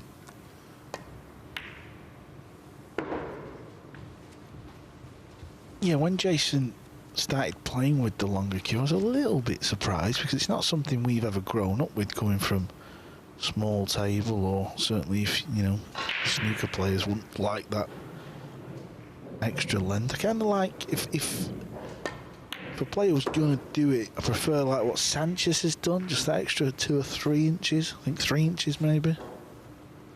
Yeah, I think, you know, whether it be amateur all the way up to pros, I think the small length or extension or weight or combination of both has been the most popular.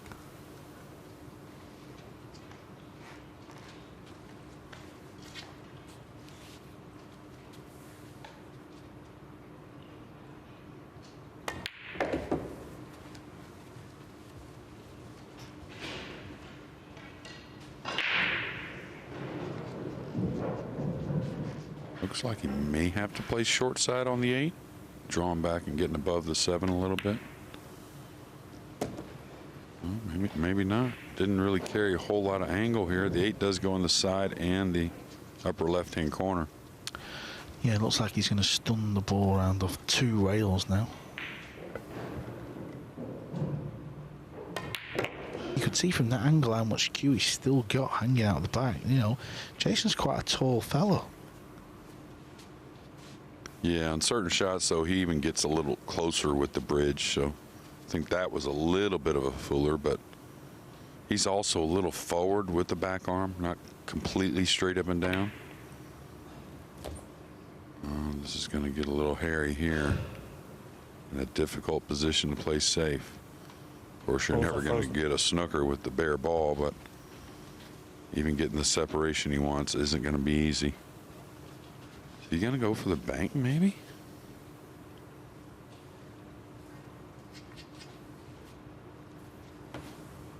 Oh, he's ripping at it. Watch out, cue ball. May get as safe going this route as any.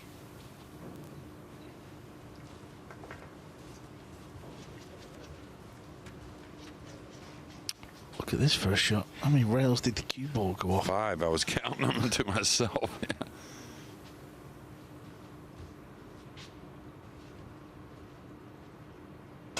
Conrad will go for the bank into the pocket where the cue ball is. That offers a bigger pocket. And it may go twice.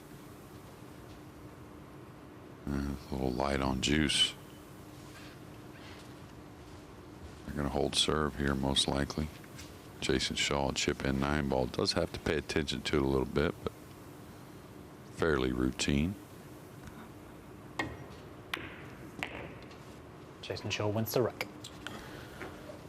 For the second time of asking him that rack, he got the job done. 3-2 Shaw. There you can see Skylar Woodward. He's at the table, just to the left. That match has just started. Long Duk Tian. This is an interesting match. Long is sat in 11th and Skylar is at number 12. But Skylar's got 2 games on Long. He's only played 10. He's on 4 points. Long's played 12. He's on 5 points. Big game. Yeah, especially, I mean, if Skylar wins that match, he's got to like his position over at the end a little bit, of course. That'll be 13 played for Ian, and the best he can get to is 7 wins. If Sky wins the match. 6. Gone off Yushin the break, trailing by 3 racks.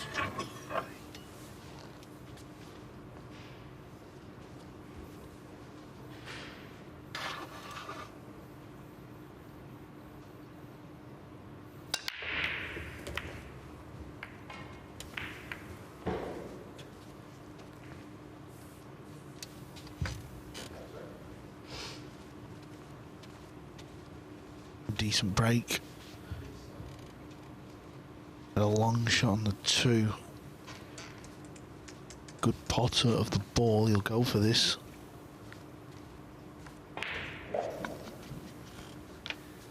Two balls also to the left. Just off straight it looks like. Cue ball looks like it's running over towards the left rail, but probably running through too high as well. This needs good cueing, this one.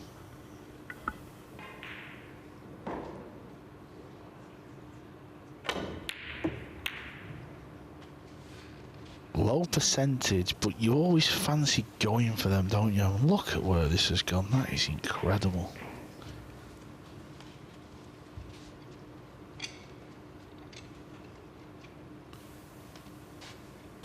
Yeah, Conrad's going to shoot at that 95% of the time. Most players are going to shoot at it, really, but you may have found me pushing out a little bit there, maybe. Extension called. But I think, you know, like I said before, you're going to have to knock those balls in to win tournaments these days.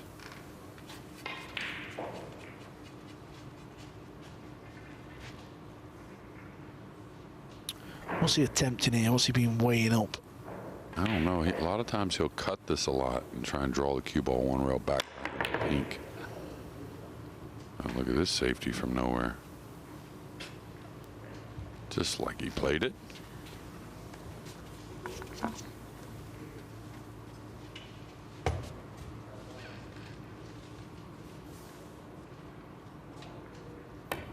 Two rail kick, trying to pot it. Good effort. That's okay. It's not the worst. I'm going to force Jason to probably kick at this himself. Is he going to swerve it? Wow. Yeah, you can't let up on this is the problem here. You got to go ahead and go. Good try. I mean, this type of shot I would have probably looked at the kick though, just because the ball was so near the pocket, right?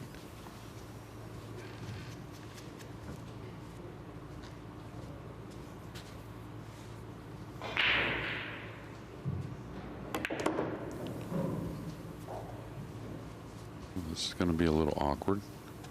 I think the 7's in big play here, coming 2 rails off the 3. He's got to come tight by it. Should be okay. Come around for the pink 4 in the upper right-hand corner. He caught the 7. Ball in net. Wow. That just shows you how tight that gap was. Big mistake there from Conrad. Good chance that was. Yeah, and that shot there, you got to try and not get the premium on the pink, right? You got to just like kind of go slowly 2 rails. That way you don't catch the brown 7. Maybe you get a little thin on the purple, but the cue ball's still on the table.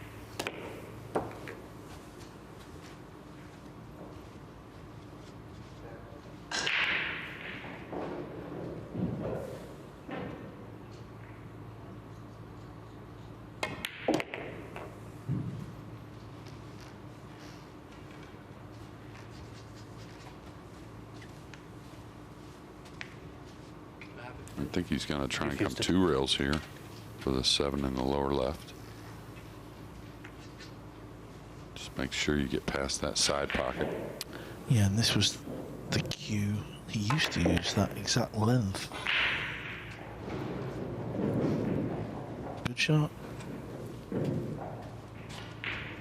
Yeah, if you'll notice, I believe he does break next, Jason. He does add that extension back on for the break shot.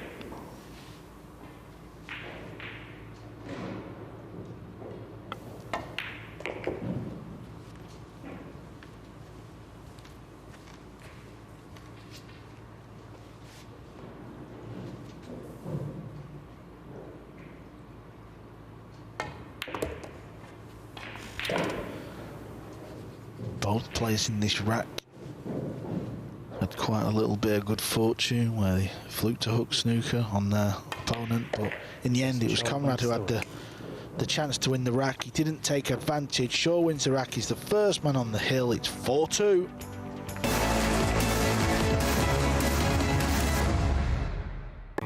the Diamond Paragon Pool Table. Diamond tables are designed and manufactured from the highest quality, sustainable hardwoods, utilizing world-renowned designs. Diamond tables are unparalleled for playability and durability. After all, they are designed by players for players.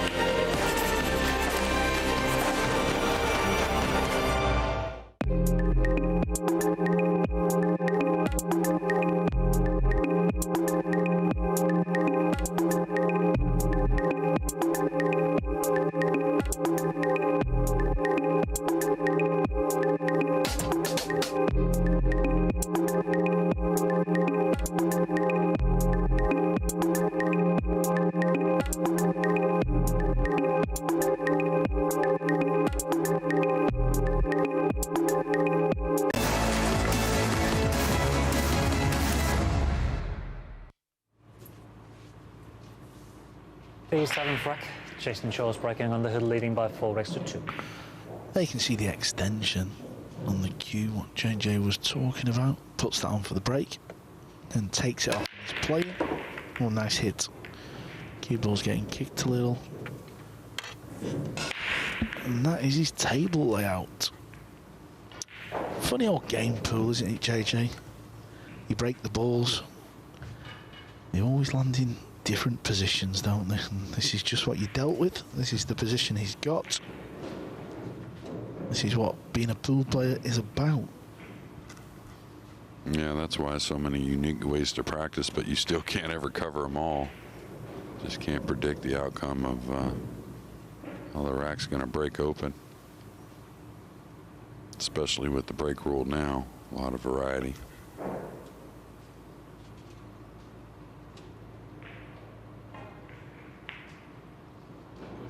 Push out called.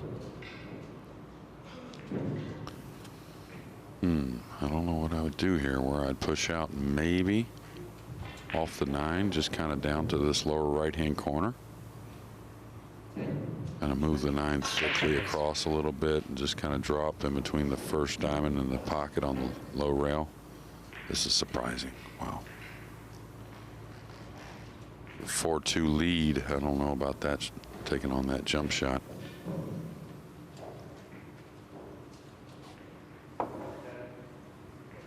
Okay, he's going to challenge from a little better look. It's your option, Conrad.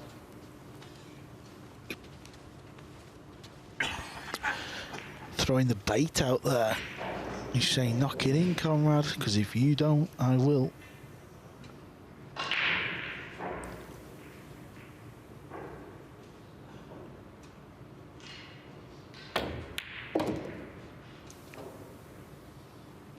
That shows you why he took on that 2-ball early in the match. What a shot.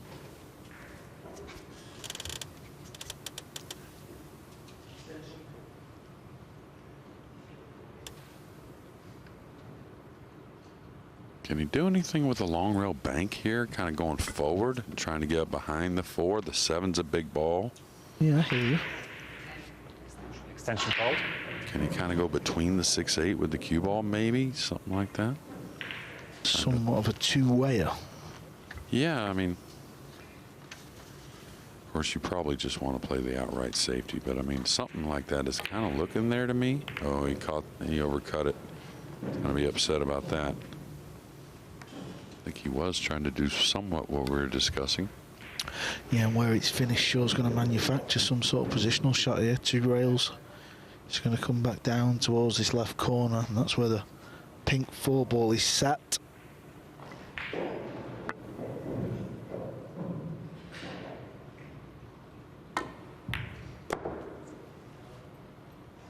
Needs to miss the 6. He's bumped it, so It's not the way he played it, but at least he's got a shot. Yeah, and he's got a good one, really, besides the stretch. The combination is not hard. Is he looking to see if he can squeeze it by? Got to play the combo here. It's too easy of a combination to try and take a chance otherwise.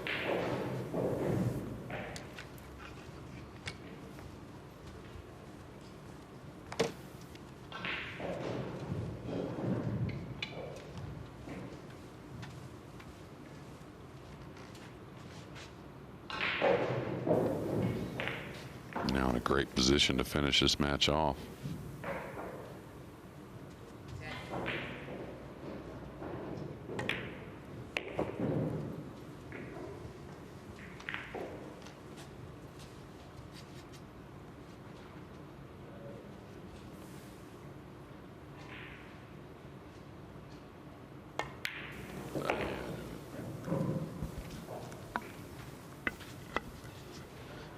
Left a little distance, but he's backing himself to pot the ball. Yeah, it's an awkward kind of shot. It's easy to hit it a little thick into that right point. You hit it clean. Yeah, good shot.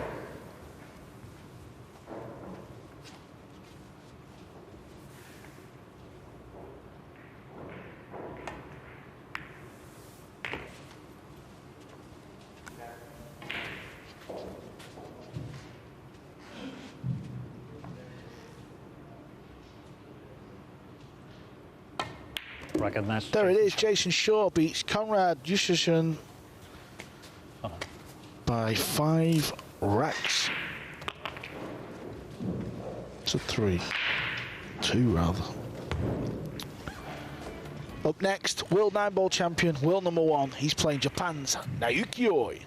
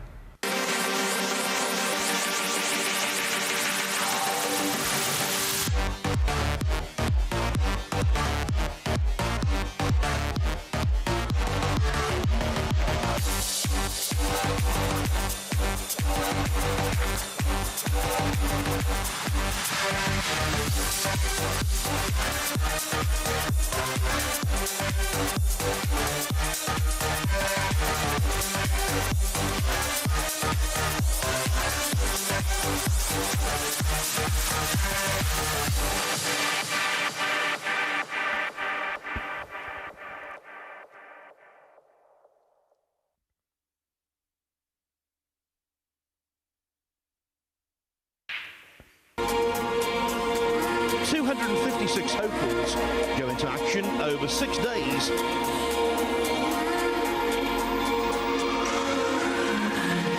When an irresistible force meets an immovable object, something has got to give, but nothing is given yet.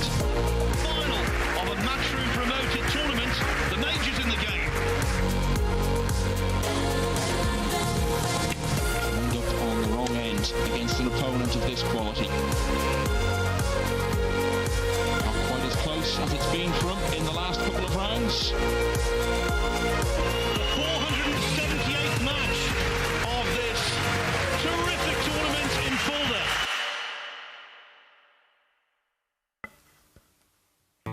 The Diamond Paragon Pool Table.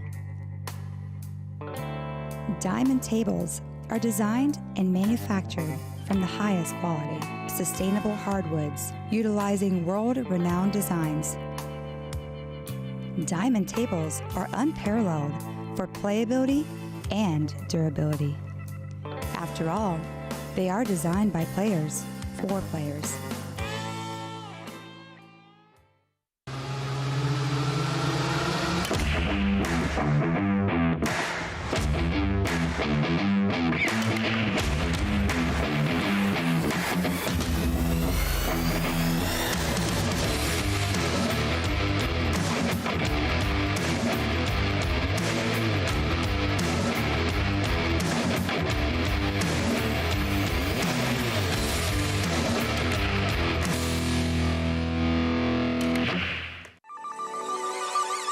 This championship is being played with the new RMS tournament set. Featuring a unique molecular structure, it guarantees razor-sharp precision and unsurpassed longevity. Unquestionably the best pool balls in the world, this set is available in a TV and a value pack version, as well as in the new My RMS Ranger of Ball and Q cases. Now you can bring and play with the best ball set everywhere you go. My RMS, bringing new dimensions to your billiards experience. Of the Kazoo Champion of Champions!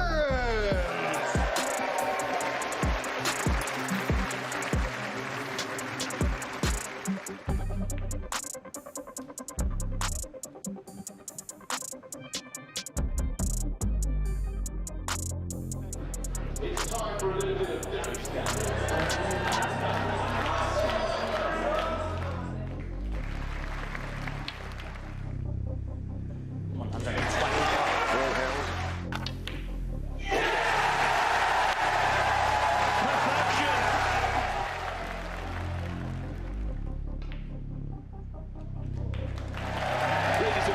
Let's hear it for your champion of champions, Ronnie the Rocket O'Sullivan!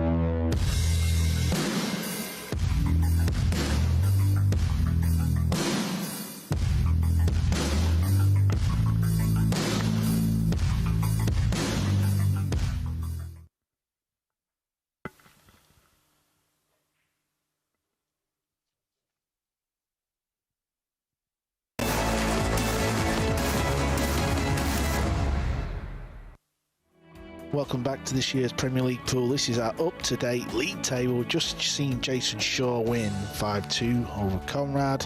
That moves Jason Shaw up to second place. Only one of two players to lose two matches. Sanjin still at the top. Conrad into sixth place. Fantastic win for Jason Shaw. And he caught up with Jeremy Jones. Well, good shooting, Jason Shaw, and a 5-2 win after what seems like 3 days of hill matches for you.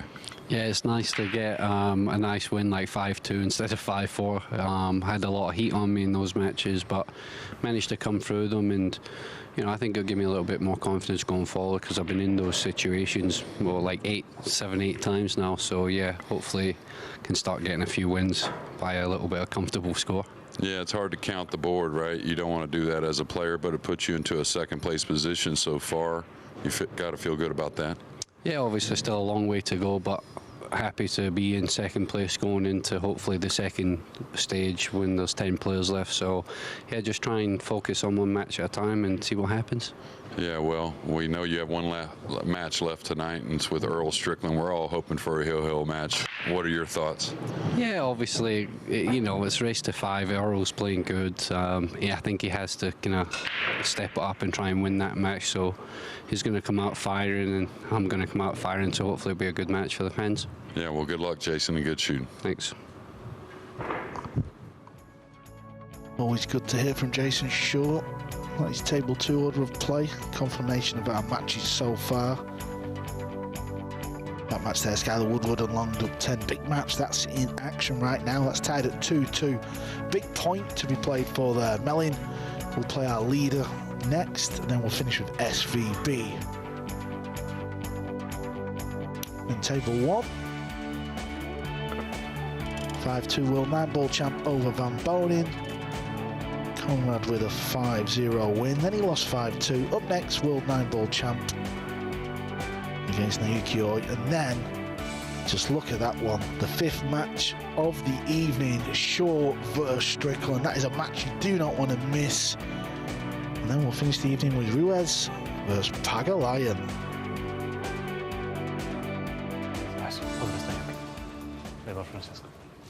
There's the handshake.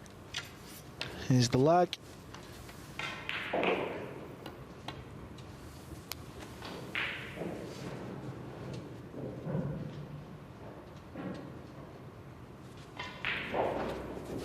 That's a tight lag. Maybe Marcel will make them roll again. Yeah, it's very close. You could see from the overhead. Kind of felt like Oi got it, but maybe not.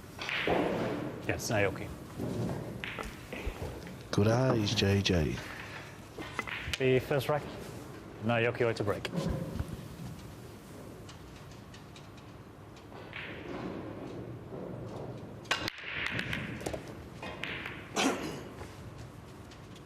Cue ball needs to get away from the 9. Yeah, cue ball still spinning, and one of the few players that really plays the break shot with so much spin. Isn't it funny, JJ, where you know you got to put the cue ball in the box and the balls are set with the 9 on the spot, but every player's still got their own little way, haven't they? Yeah, and you know, some players maybe that's technique. You know, obviously the way Shane breaks, for instance, you know, a good portion of the field can't break that way. They're going to lose the cue ball. They're going to miss hit the 1 terribly. We're going to be picking the cue ball up off the floor half the time, and so. And sometimes you don't spend enough time perfecting it another way, right? Maybe a better way. You give up on it a little early.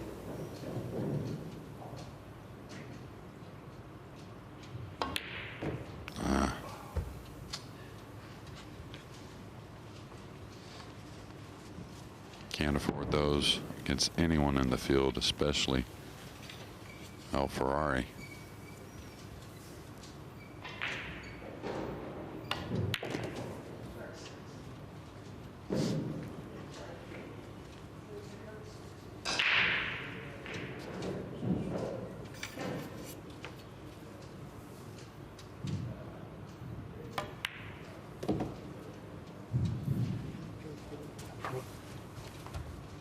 Now, why is he asking for that ball to get cleaned?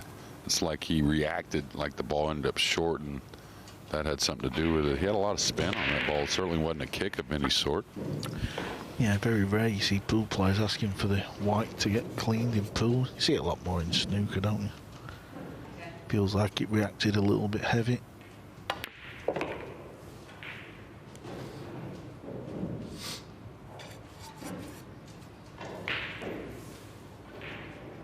All just feels easy for Ruiz. We know why. Just because of the amount of tournaments he's won in such a short space of time as well. Yeah, I mean, it's got to be an inspiration to so many, though, right? I mean, it's not like he was, you know, like a filler, like a child prodigy to the game, kind of hitting the scene, robbing everyone at a very young age. He put in the time, and the time has paid off. We can tell he's a super talented player, but it still takes a long time sometimes. And talk about it to other players all the time. What's better than betting on yourself and putting in the time to do so?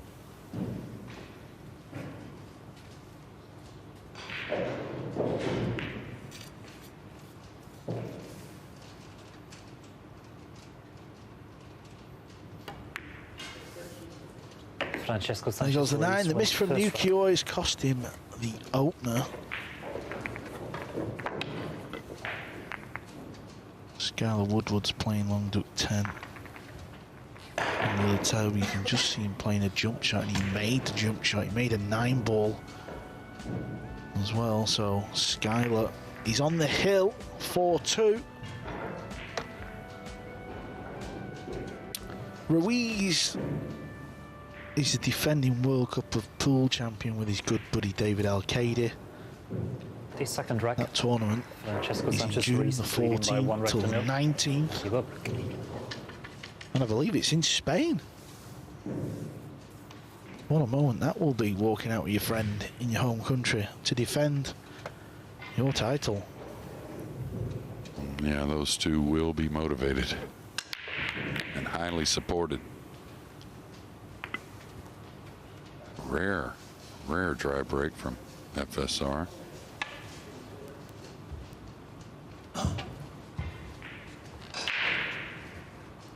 The one didn't miss by much, but he was very confused looking at the rack after the break was over.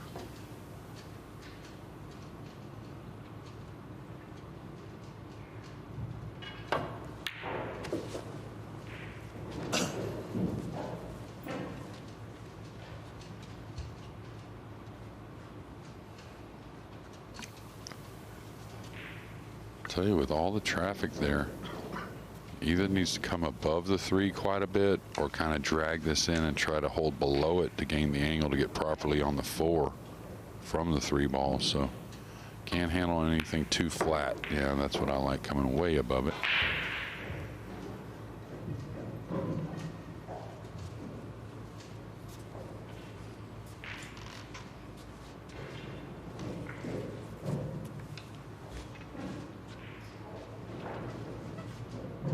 Both Francisco and the UK are both on 8 points. They both played 11. Ruiz is just above him in the league table because of the rack wins and losses.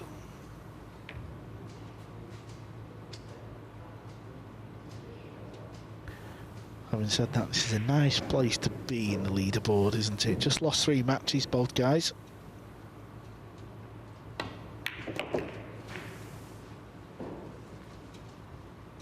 Found that little window. Would like to come a little bit away from the 5 so he can get his cue in, but looks like he's going to be hampered. Yeah, and showed a lot of resolve there, not overhitting it, just trusting the cue ball getting there, right? As long as he hit the path decent and the speed was okay. Very hard to get snookered, I think. But like you said, a little over the 5 though, so easy to lose the cue ball a little bit. He did real well there.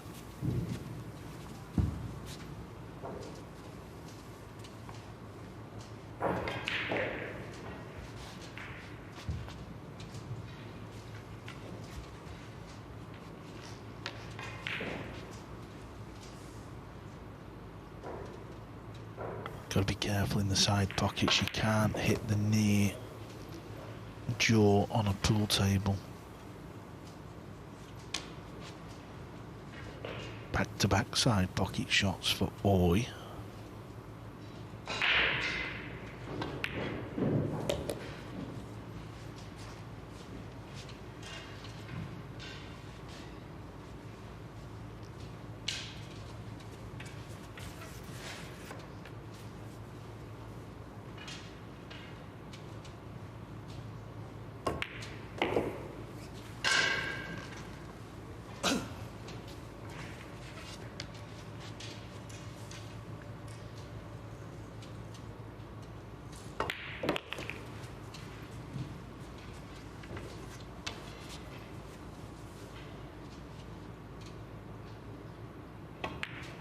Oi wins the rack, ties this match up. Big news coming over from the other table. JJ's got a big smile on his face because Woodward has won that match. And it was a match that both players needed to win. JJ, listen to this. Skylar Woodward has come out of relegation zone into 8th place. Yeah, and he did it in record time there with those 2 matches as well.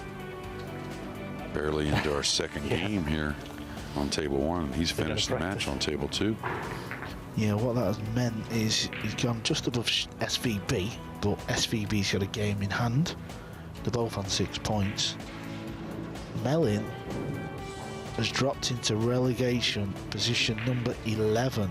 The third rack. He's on 5 points with Wukun Lin to break. and Long Duc Tien, but Long Duc Tien is the only player who has played 13 games. Yeah, the best he can get to is 7 wins. If he goes on to win his final 2 matches, so this problem that Skylar's having, I think, anyways, is he lost to Kunlun Wu. Excuse me. He's lost to Shane Van Boening. So those are 2 guys that are hovering right there with him. Don't think has he played Melling yet? I don't recall him playing Melling, but we'll check on that. But like I said, if it comes down to just 2 players for that final spot, it is going to be a head-to-head tiebreaker.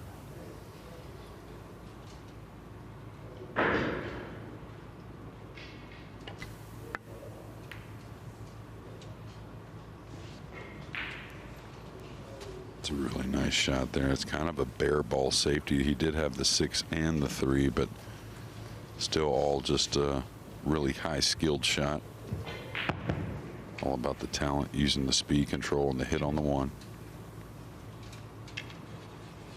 Now, is he jump kicking this, I think?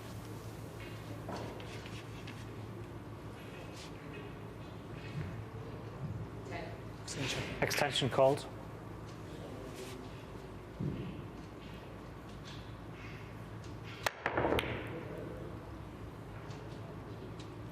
Nice shot there, and very much by design.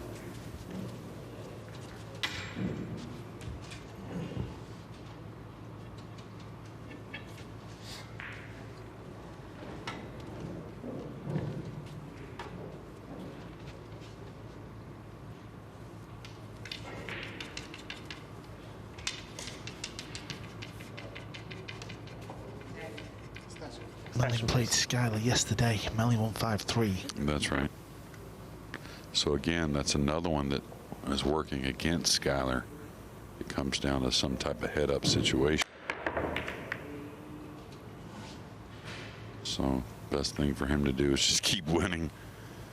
He's not in the worst of spots now. He's won 50%. He's got 3 left to play. If he can win 2 out of 3 of those, I think he avoids all the discussions of the tiebreakers.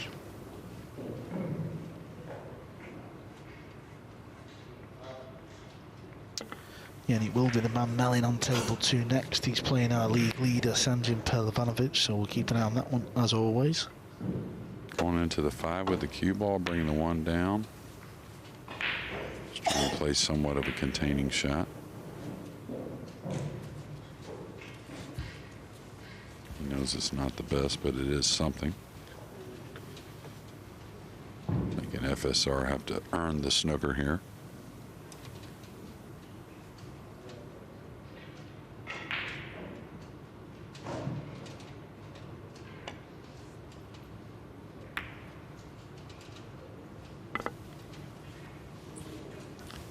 Again, it ends up short.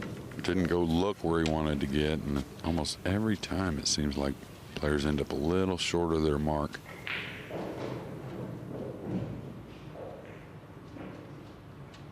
I don't know if that's enough speed. It's enough to get behind the 3. Good enough. Maybe the jump cue coming.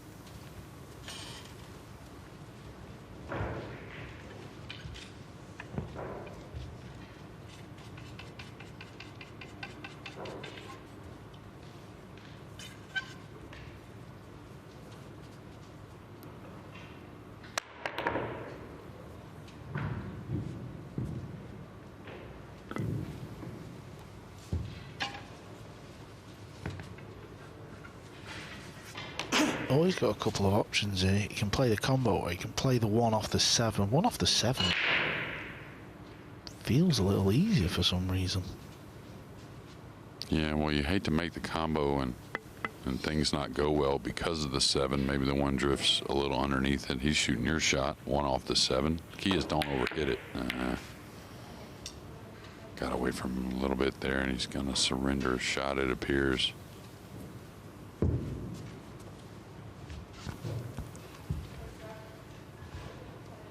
Yeah, It's a ricochet shot, so it makes you want to hit a little harder than you really need to sometimes, and you lose accuracy.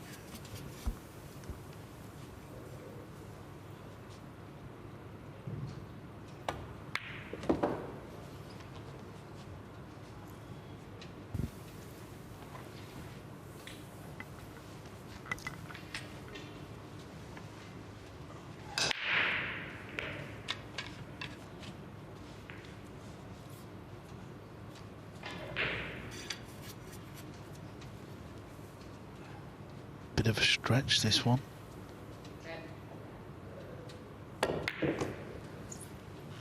Yeah, see what he did there? He just made sure he tried to come past the 9 just to leave a shot on the 3 ball. Done okay.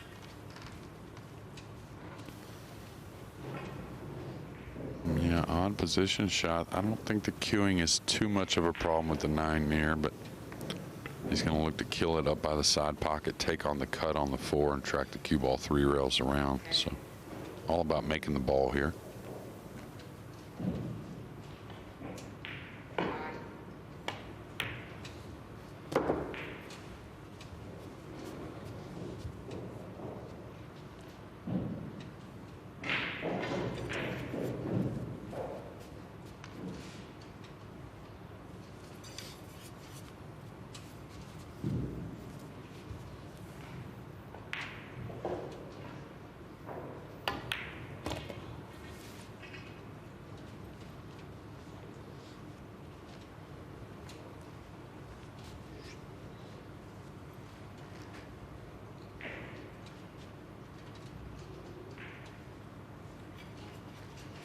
May not try to get much out of the cue ball here and just play the 6 and kind of stun into the 7 from some distance. May be able to draw back off the 6. Doesn't want to catch the 7 on top, trying to draw over though. Kind of shave the 7 to the top rail. Oh, that was clean.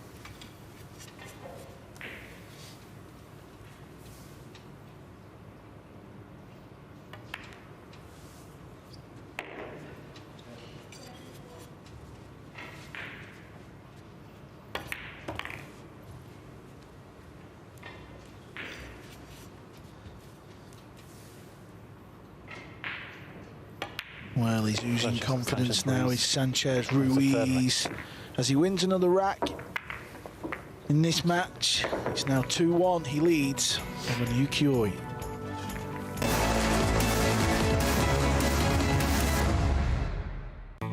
The Diamond Paragon Pool Table. Diamond tables are designed and manufactured from the highest quality, sustainable hardwoods, utilizing world-renowned designs. Diamond tables are unparalleled for playability and durability. After all, they are designed by players for players.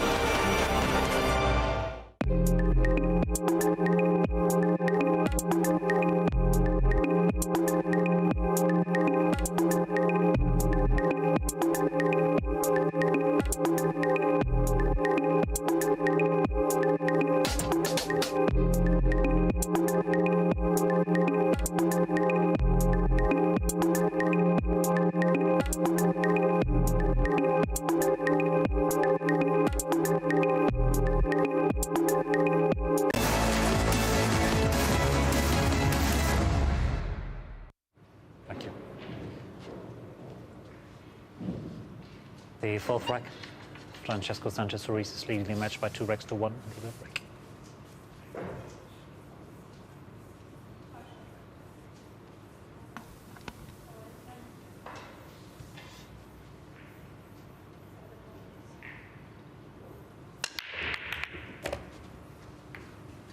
9-ball action.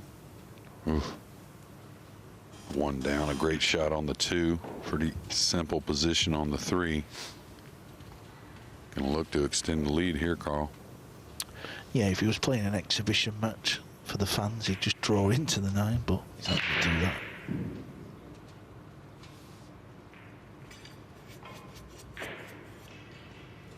All the balls are sat in open play. This is a really good split, this. Once he gets on this 3 ball, it's going to look like it's another game.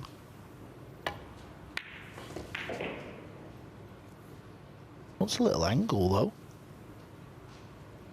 Yeah, he may have to take on a bit of a shot here. Just kind of bring the cue ball back a few inches and take the cut on the 4. I don't know. I can't tell exactly what angle. Maybe he can get the cue ball out here. Maybe he has a hair more of an angle than we think. Maybe just cheats the pocket a little bit, Carl. Yeah, I think he can just draw back. Don't want to get risky. Just get it out of there. Yeah, well done. And now he's back in prime location. He's got the angle on the 4. Purple 5 goes in the right centre.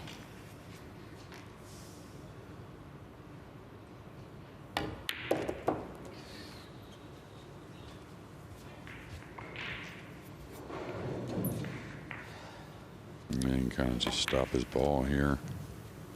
Everything very natural.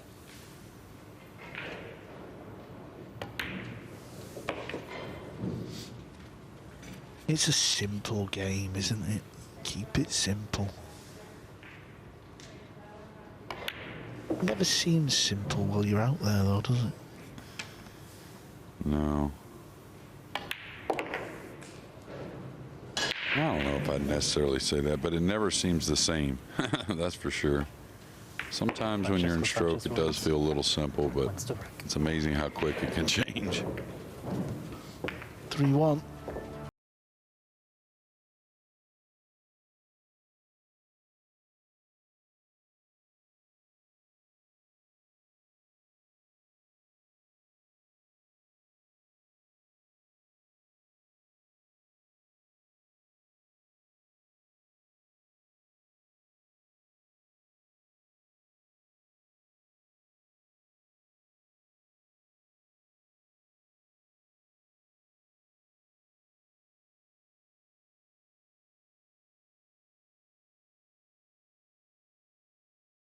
Tricky for the 61-year-old.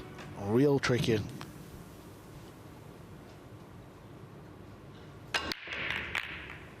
Dry break. We haven't seen much of that from Oi. I think he's given up maybe a little bit of the 1. We'll see. Yeah, it looked weak as well, that break. Just didn't sound like it had power. Yeah, I agree.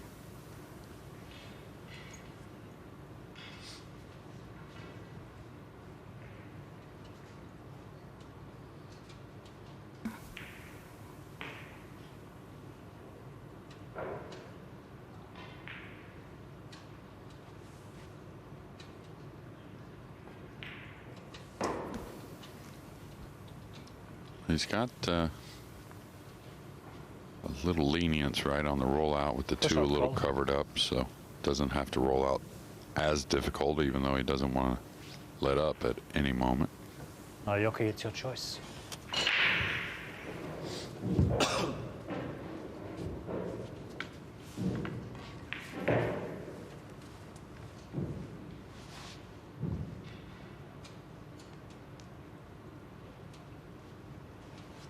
Definitely going to edge the ball one way or another, whether it be kind of move off the left side of the 1, banking the 1 off the top rail, or come off the right side of the 1, running the cue ball. Both are doable, but very touchy.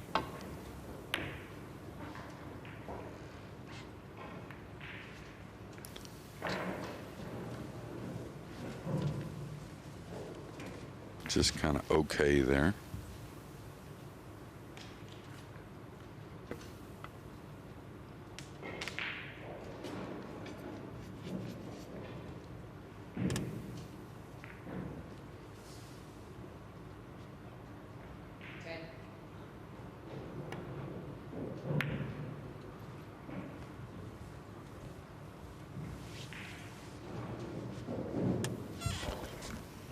think that's gonna hold him, even if he is snookered, Carl.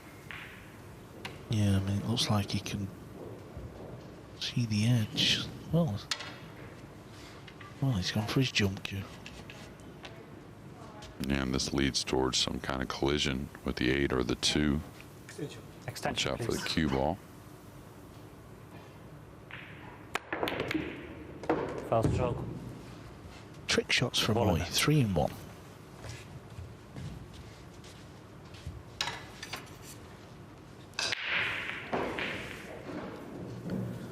Here's another look. Look at this. All 3 going clean.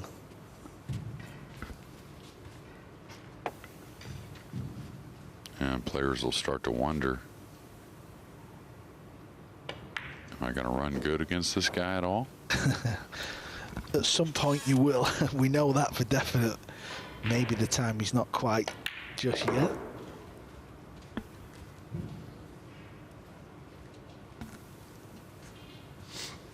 Well, it's either that or you get to the feeling like I need to run good to beat this guy, maybe. Which we all know isn't the case for these other players, but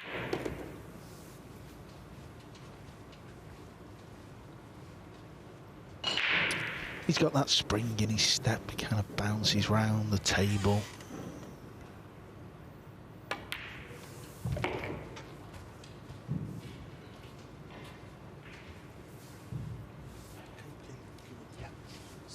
Again, asking for the cue ball to be cleaned. I'm wondering if where he's about to strike the cue ball, you can see like a round dot chalk. yeah, it's got to be maybe something. I think maybe always chalk he's using is the difference, maybe. Maybe holding some spots on the ball. Not sure. Haven't seen him really ask for that against any other opponent, right? Sanchez Ruiz wins the rack. Ruiz is on the hill. This is just turning into a walk in the park.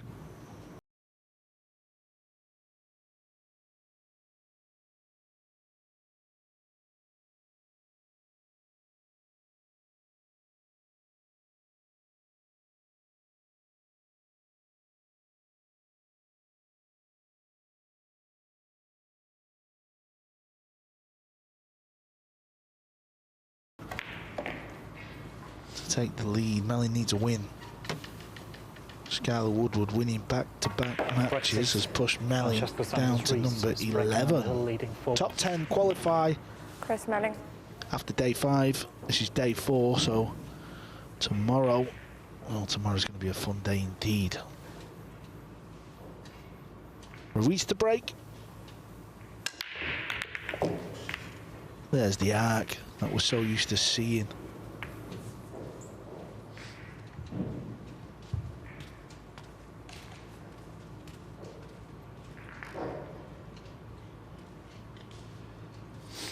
And even right there, he caught the 9 off the second rail, but never enough pace to really scratch off the 9 like a lot of players are coming 1 rail into that 9 ball and catch a lot of unfortunate kisses off the 9. Sometimes it turns into a golden break, but when the kiss happens, more often than the golden break, it turns into ball in hand for their opponent. All right, he's going to knock this around some 4 rails or something like that, looks like. Kind of holding behind the purple. Oh, he could see it. Excuse me. I thought he was partially snookered there, Carl. Yeah, the bump on the 9 has worked out beautiful as well. Good pot. He was jacking up, wasn't he? He was striking down on the cue ball. Yeah, with a lot of spin as well. Got to play a nice position shot here just to get on the 6 properly, so he needs an angle. And that'll do.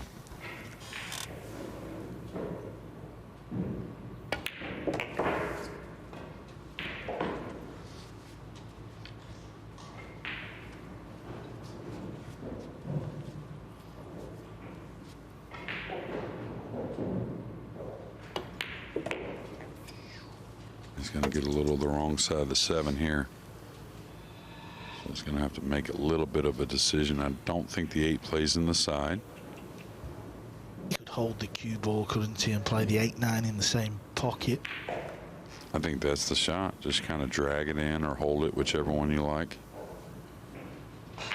Don't really want to roll it so much, but that's okay even. Extension, please. Remind yourself how good you're pocketing the ball. The 8 down the rail shouldn't be a problem. Right. Try to get too good on it.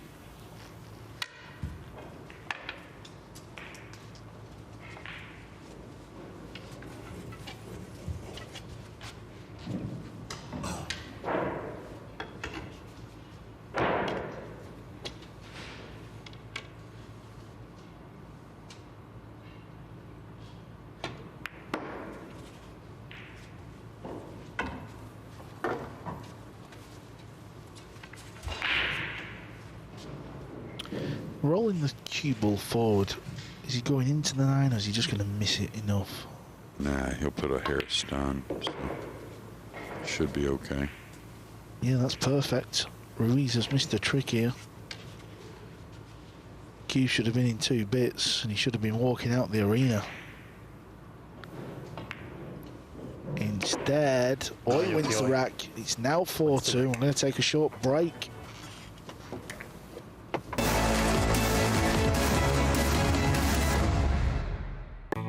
The Diamond Paragon Pool Table.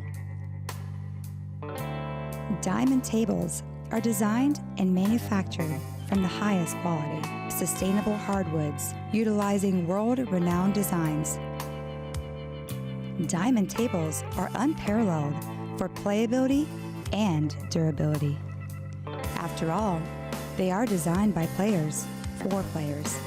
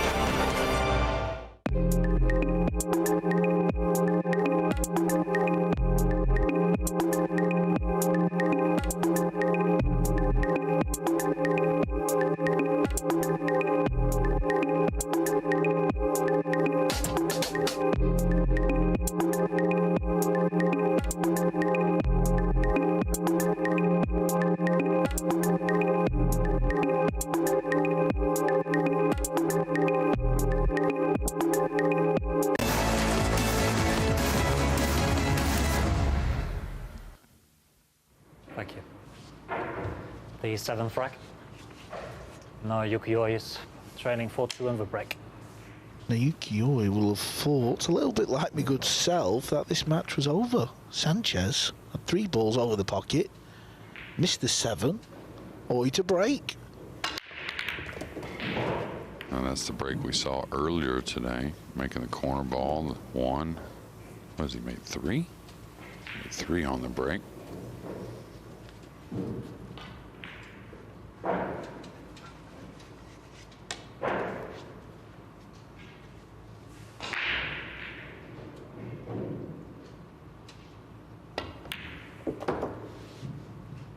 Uh-oh, that speed needs it to slow down, and it has.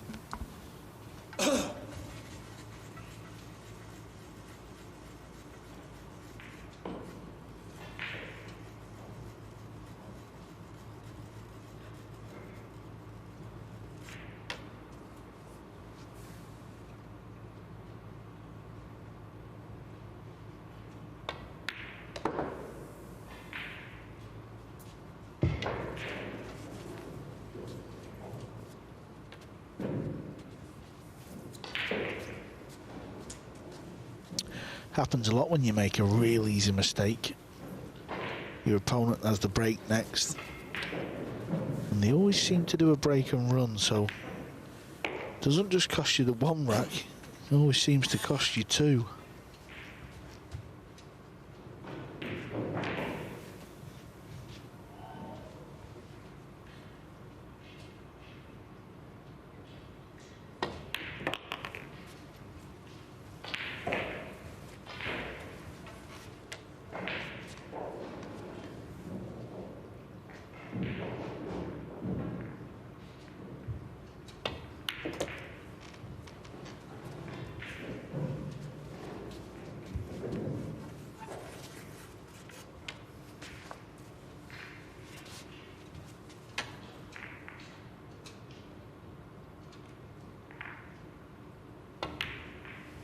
Now Yukioi wins the rack.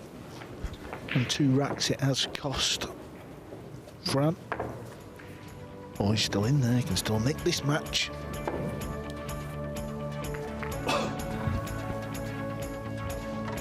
And we'll see how Ruiz breaks him. Chris Melling in a battle against Sanjin. Sanjin at the top of the leaderboard here to the Premier League, but Melling needs a win desperately and does lead 3-2. That match looks like a dry break for Melling at the worst time, though. And bring Sanjin back to the table, I believe, with a shootable combination. Maybe a clean 1-ball he can play. Francesco Sanchez Ruiz breaking Underhill, leading 4-3.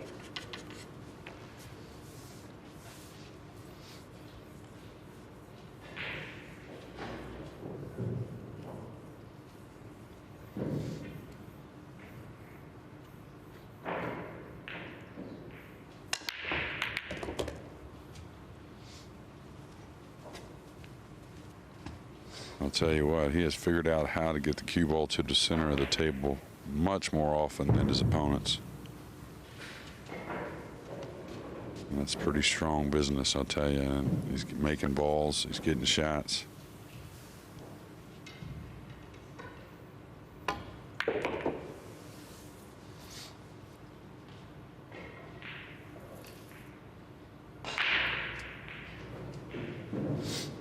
This will be his second chance to win this match, to finally put this one to bed. Something tells me he's going to get the job done this time. But you never know, he's going to have to... I think he was trying to land straightish on the 5 there. Now he's going to have to swing the cue ball round. Yeah, I totally agree. He was trying to land straight. I wonder if he does a whole lot here, really. Easy to end up way short, even stretched on this shot, trying to go with a high ball with a little inside. That's what he's doing, though.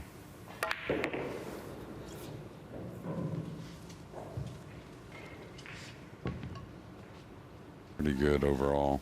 Now 2 rails, kind of with a high ball coming to the center of the table.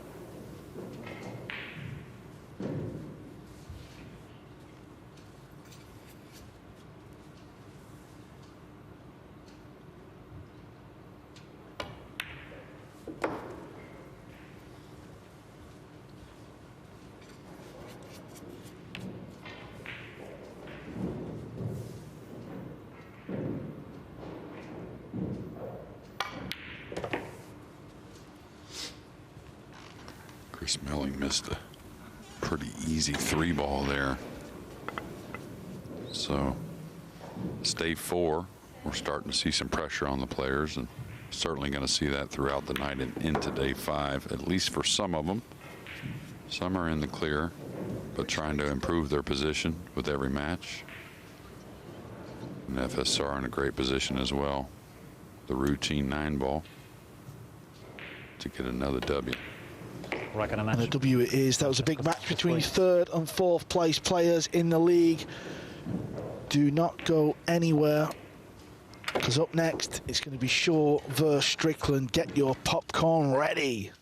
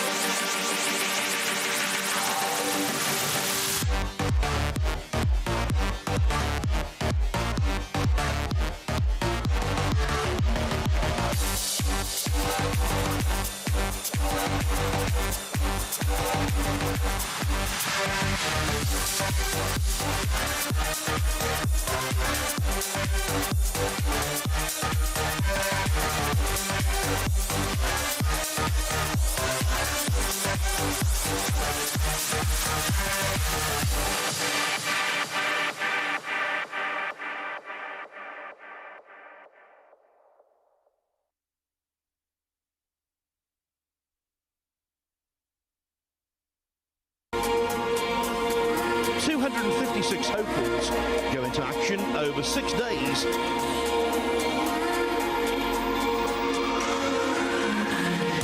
When an irresistible force meets an immovable object, something has got to give, but nothing is given yet. Final of a matchroom promoted tournament, the majors in the game. Conduct on the wrong end against an opponent of this quality. Not quite as close as it's been for him in the last couple of rounds. The 478th match of this terrific tournament in Fulda.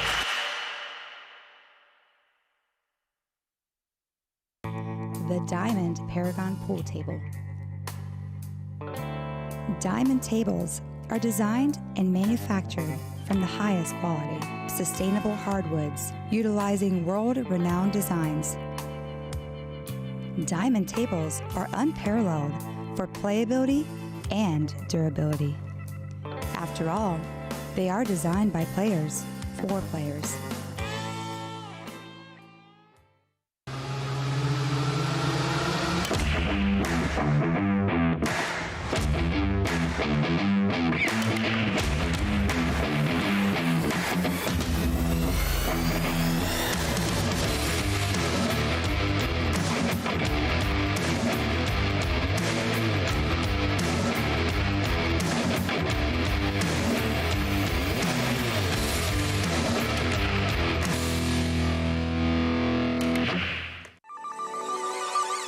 This championship is being played with the new Aramith tournament set.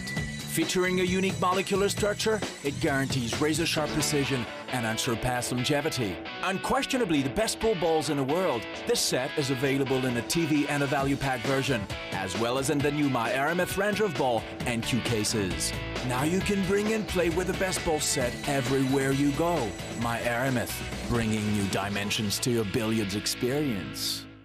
Of the Kazoo Champion of Champions!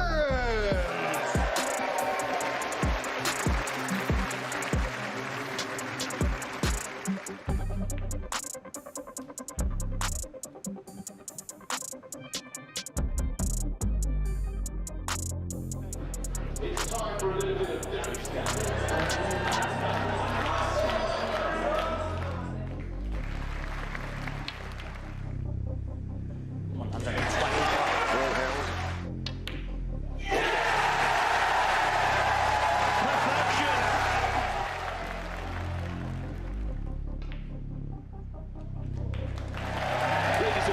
Let's hear it for your champion of champions, Ronnie the Rocket O'Sullivan!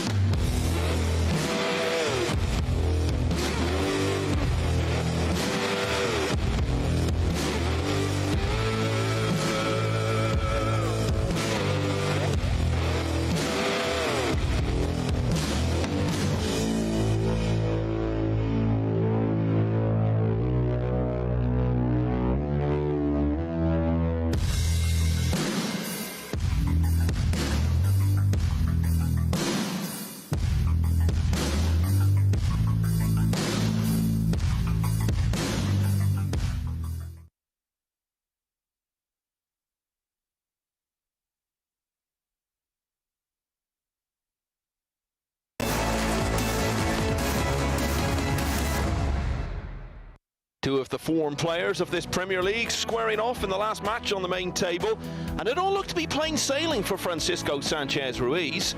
Things did get a bit nervy for him towards the finish, but he still held on to beat Naoki Oi by 5 racks to 3.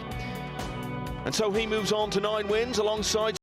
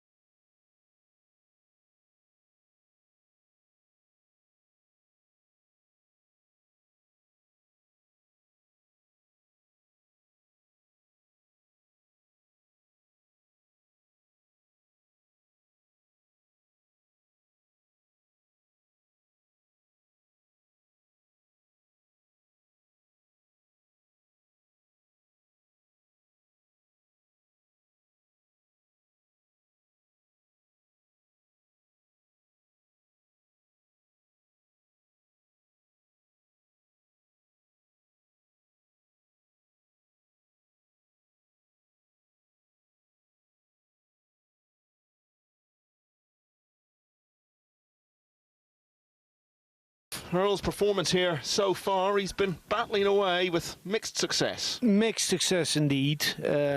At times we saw glimpses, short glimpses of what he's capable of. The biggest detriment to his game is lacking break. He has no feel for this type of break. In open layouts, open shots, he's fine. But he needs to get shots. So who won the leg? Yeah, and he's the first to acknowledge that. Generally during his matches when he's been reacting to all his various woes off the break, repeatedly saying, I just can't do this, I can't break like these guys. But he's got 4 wins from 11 matches. It's still a big ask for him to get through. He will have to win, well, at least 3, possibly all 4 of his remaining matches, you would think. Could potentially squeeze in with 6. Yeah, the thing is, Michael, we have had like the same names below the line at the cutoff point, but it's so likely that one of them will make the jump and jump over one of the top 10 players now, like Chris Melling on the other table. He's looking to go hill there. If he gets another point, Melling, he goes to 6, and then Wukun Lin drops out of the top 10. Yeah. So when you look at it that way, really, 6 seems unlikely. Anyway, you were talking about Strickland's issues with the break. That's pretty much the best one he's had all week. Yeah, it's not improbable for him to hit a gear late in this opening stage of the event. The thing is, the way he plays Nineball, a rhythm player, if it comes, it's like ketchup, where it doesn't come and you hit the bottom of the bottle and all of a sudden it gushes out. He can run Rex still.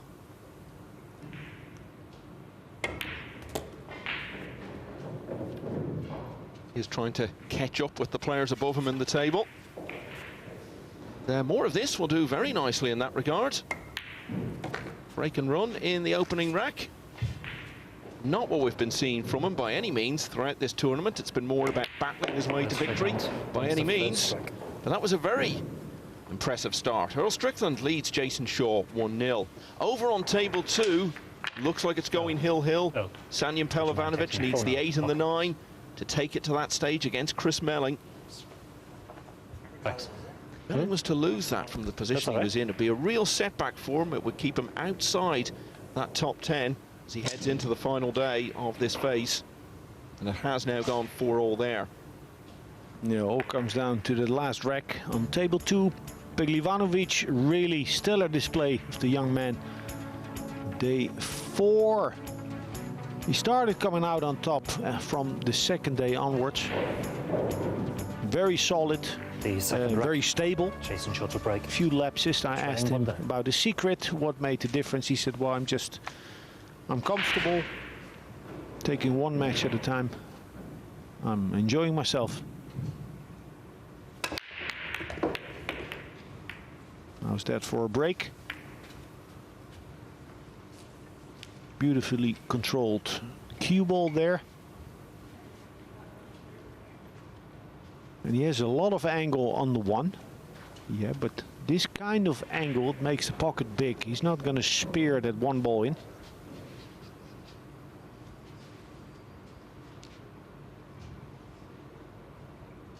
Gonna hit it slow. I think he'll play position for the 2-5 combination. Shot. Super clean. Now he has to cut that 5 ball somewhat.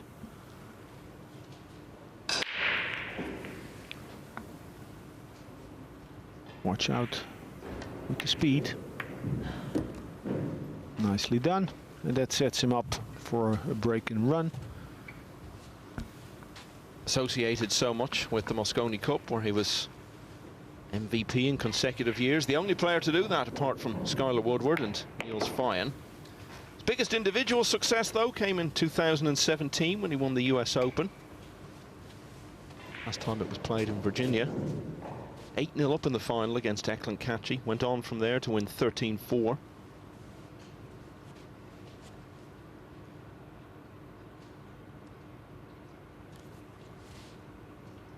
Yeah, there's more in store on the individual basis for Shaw.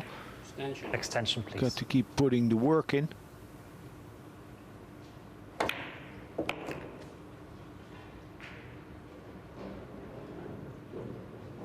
Called the extension, but after that, a little bit rushed, it seemed like.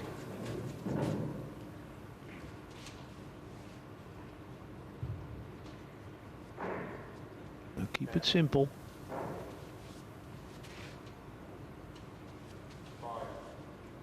Maybe he won't snooker on the 4, but needs to play good speed. Clever little play. Offense, making sure to miss on the short side.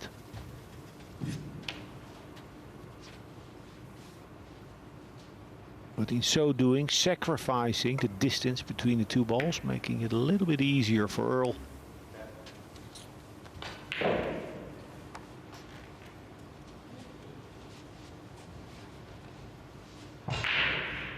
He can cut the 4 to the top rail.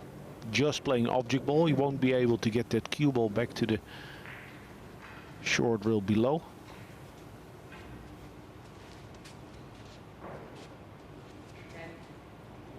He can go back and forth, but he needs to hit it a little thinner then.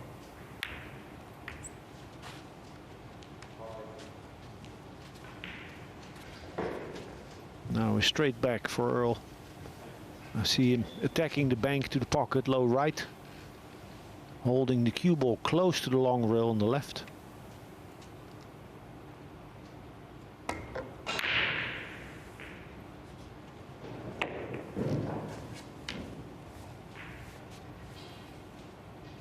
Should be 2-0. And it will be 2-0. Jason Shaw had a good position. Did all the work, solved the problem. Was in position to run out from the break, but lost. Going towards the 4. The 2-0 to Earl Strickland, and it's just finished over on table 2, and Sanyin Pelovanovic continues his wonderful progress. He's beaten Chris Melling by 5 racks to 4. So Pelovanovic has now got 10 wins. He's the first player into double figures. He's got 3 more matches to play tomorrow. If he can keep up anything like that sort of ratio and even win 2 of those, that gets him to 12 to take forward into phase 2. And when you consider that last year 15 was the mark to get through to the final phase, he really wouldn't be leaving himself a great deal to do to make it through to Monday's play. Yeah, masterful. Jason Shaw can even Pagulayan match points, but the rack ratio of Pagulayan is impressive.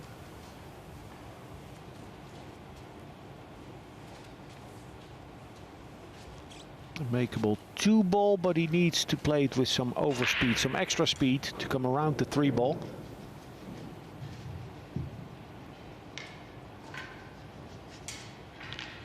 He can play it a little softer with more right spin or with more aggressive top spin or elevate. He's coming back with the cue ball.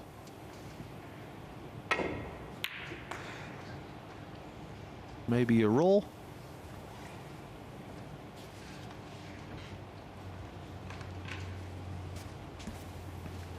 Not the best of attempts.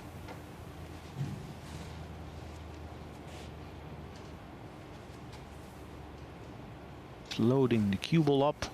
Can also try and run into the 8 ball. Taking his medicine.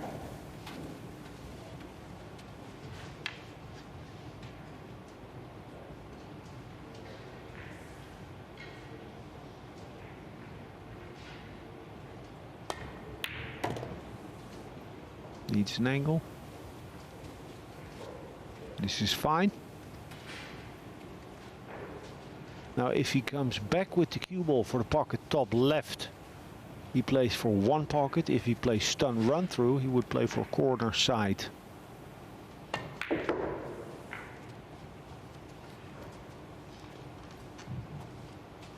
Talked about his association with the Mosconi Cup. In terms of individual events, there's no event he's more connected with than the Turning Stone, which is It's won all of the last 3 times it's been played. A record 9 titles there in total for a real prestigious, historic event. Not on the scale of the really big matchroom tournaments, but still a title they all want to win.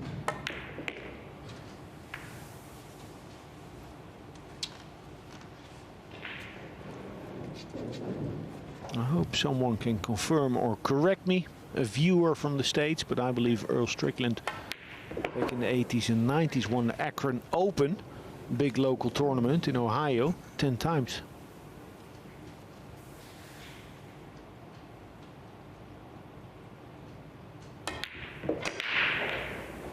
Pockets play big. It has to be said. Hit that 8 ball into the front knuckle. Jason Shaw wins the 3rd rack. Still a decent start for Earl Strickland. He would have been happy with this after 3 racks. He leads Jason Shaw now 2-1.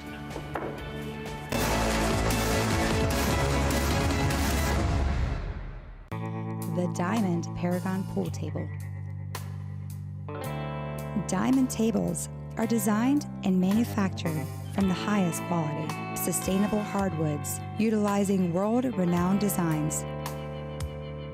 Diamond tables are unparalleled for playability and durability. After all, they are designed by players for players.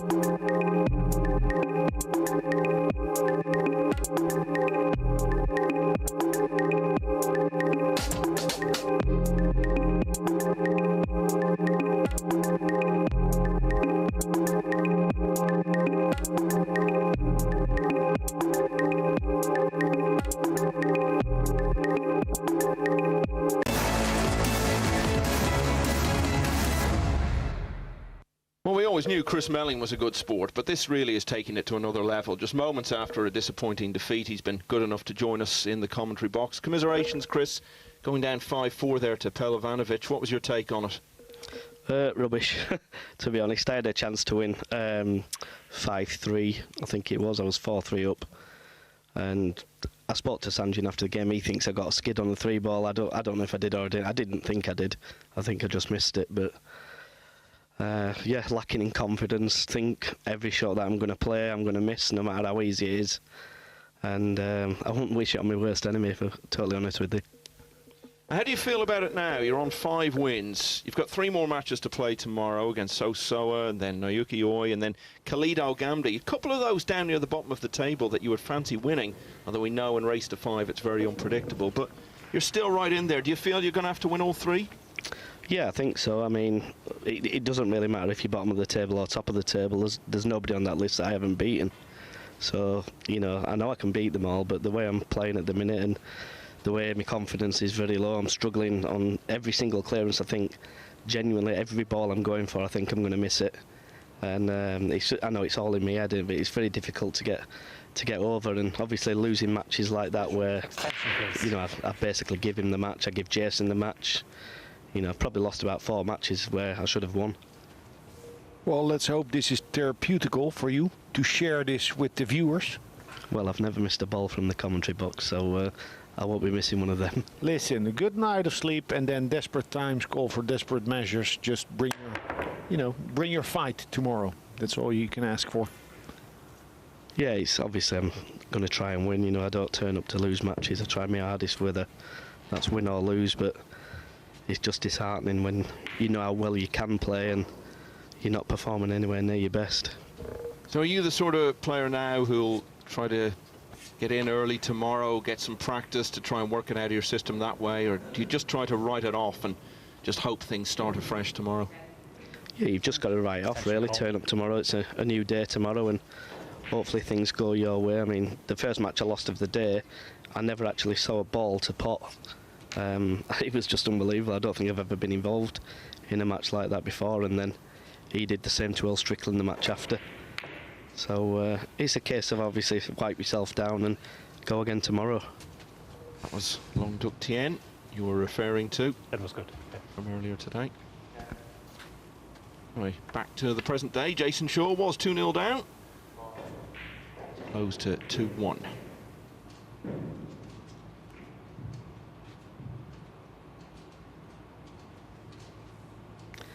Earl's been playing quite well, to be fair. He's striking the ball good. He's just now and again throwing a bad error in. Yeah, we said that at the beginning of the match how big a difference it would have been had he had a break. His break is not working, so he's not getting many open shots after the break. Yeah, I think that's been his downfall so far in this tournament, is the fact he's hardly made the ball on the break, but he's still managed to win 4 matches. Yeah, good point. That's on the upside. And actually in this match he's breaking pretty good. But needs to hold it together because this is looking to go 2-2.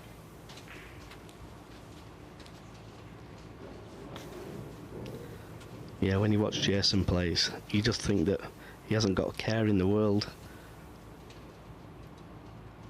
A very good run now. He's won all of his last 5 matches. 4 of those were hill-hill. Going back to yesterday morning. Only the 2 defeats so far. They both came on Tuesday. So if he wins this one, it will mean that on 3 of the 4 days, he'll have had a perfect record for the day.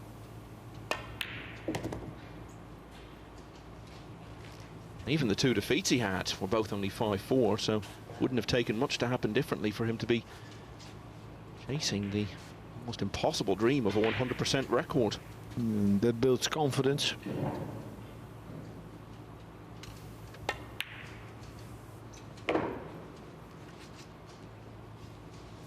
If things are working, you worry less.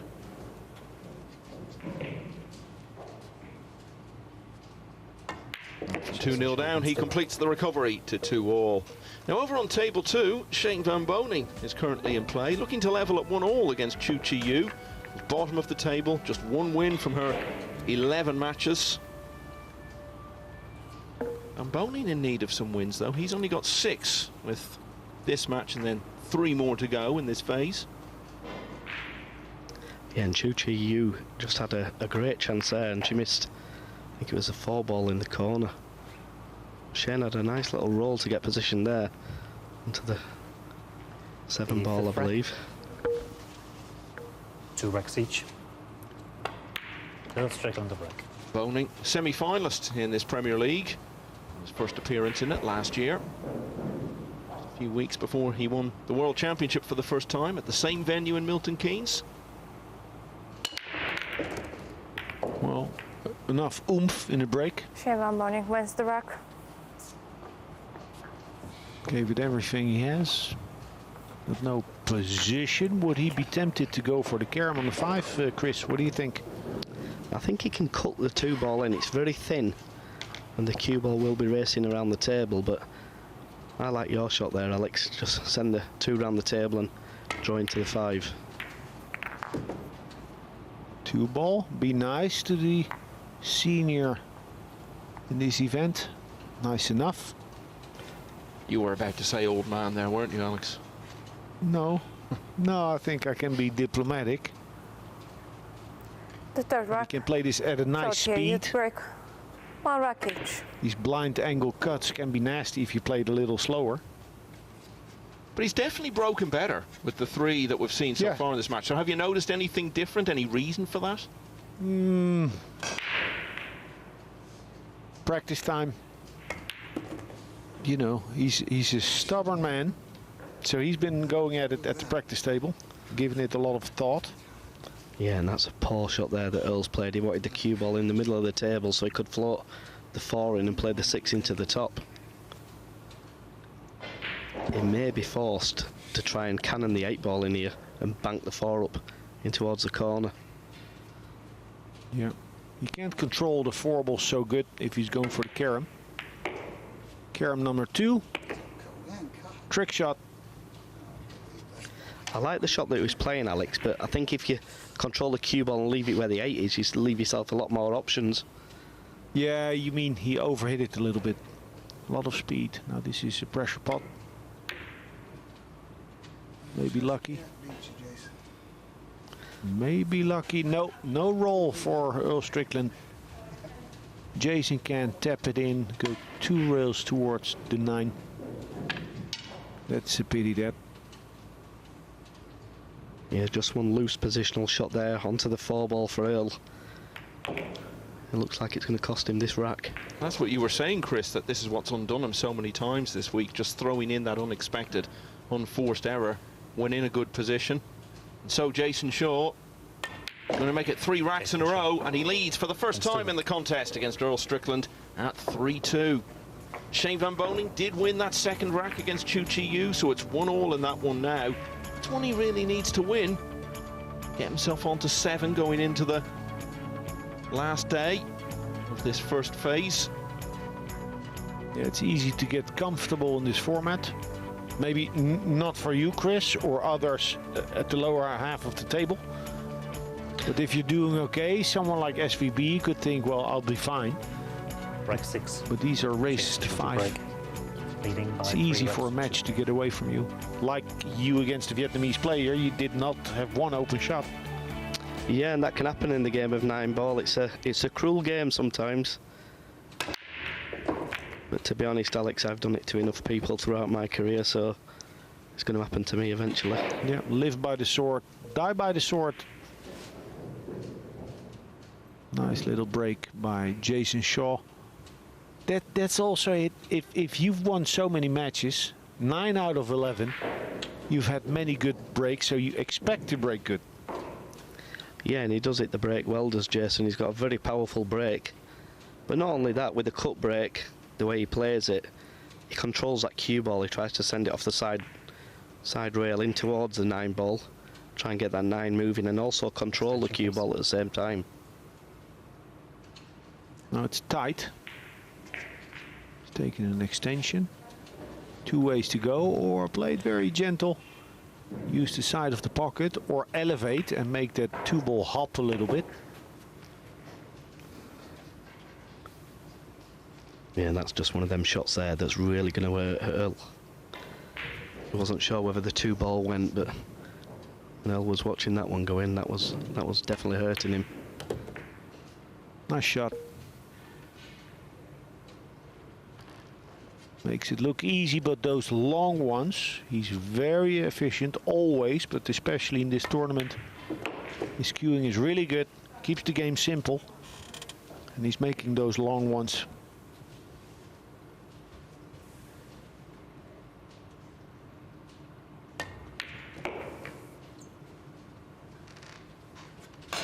It's going to be his first break and run of the match.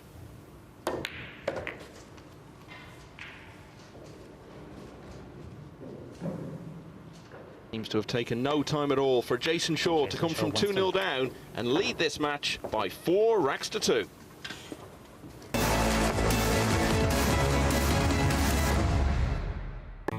The Diamond Paragon Pool Table. Diamond tables are designed and manufactured from the highest quality, sustainable hardwoods, utilizing world-renowned designs. Diamond tables are unparalleled for playability and durability. After all, they are designed by players for players.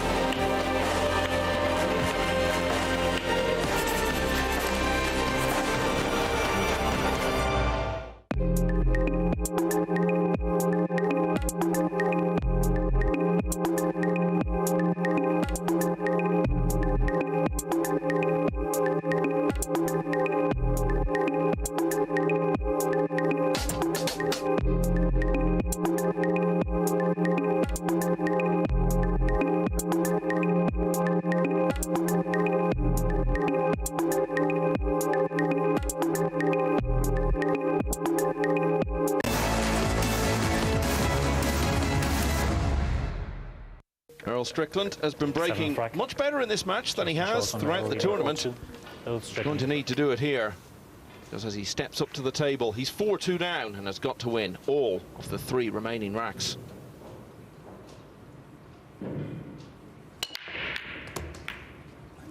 Wow. Foul stroke.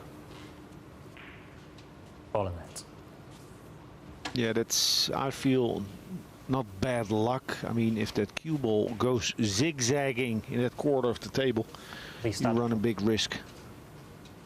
Yeah, he's done that quite a few times, Alex, during this week. I think he did that 2 or 3 times against me. If Jason can pot this 2-ball, go down centre of the table, he may be able to pot the 3 in the side.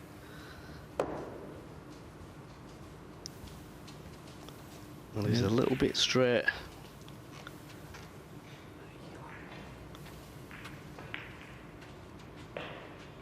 If too straight to go towards center table, he can draw back.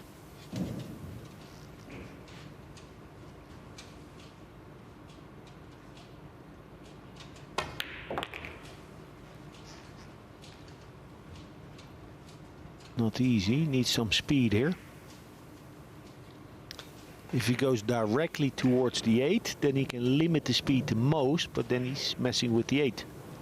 Yeah, he may choose to go below the 8-ball here. Is he playing this with a top left-hand spin? Well, that was a sensible route. Yeah. Could have done with a little bit more of a kiss on the 8-ball. Yeah, he was making that gesture. The 8-ball blocks the 7 now.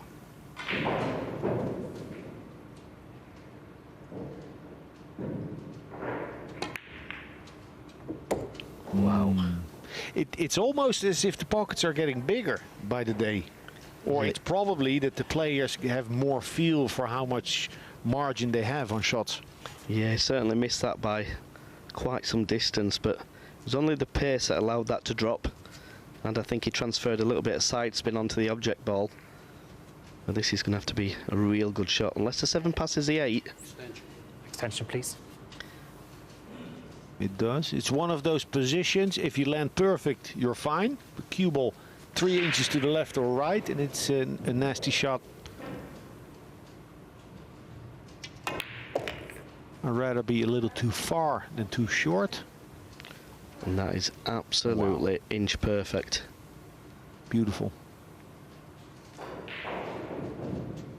Out on table 2, Cho Che-Yu 2-2.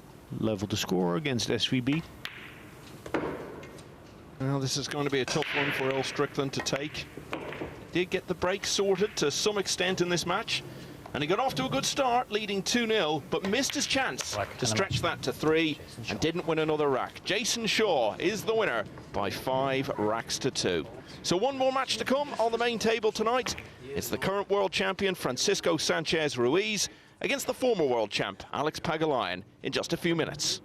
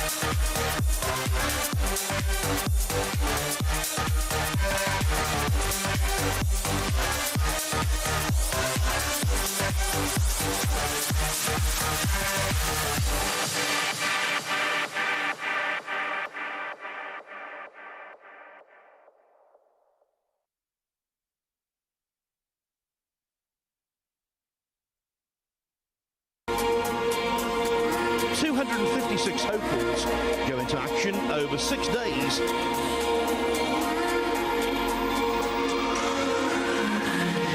When an irresistible force meets an immovable object, something has got to give, but nothing is given yet. Final of a matchroom promoted tournament, the majors in the game. On the wrong end against an opponent of this quality. Not quite as close as it's been for him in the last couple of rounds. The 478th match of this terrific tournament in Fulda.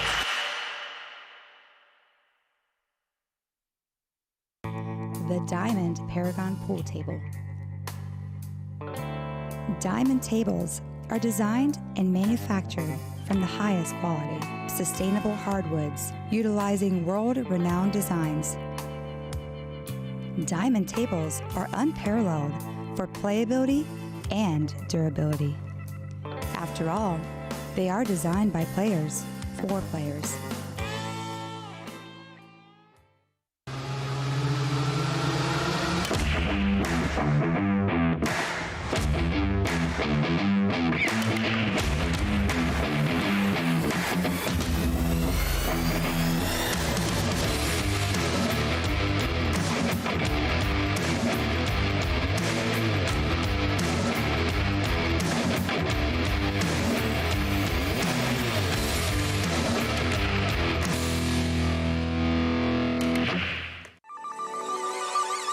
This championship is being played with the new Aramith tournament set. Featuring a unique molecular structure, it guarantees razor-sharp precision and unsurpassed longevity. Unquestionably the best pool balls in the world, this set is available in a TV and a value pack version, as well as in the new My Aramith Ranger of Ball and Q cases.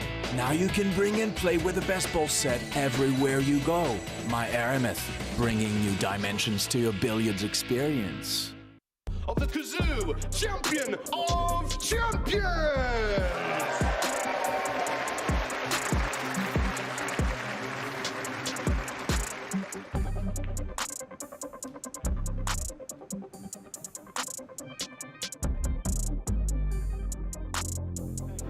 It's time for a little bit of damage down.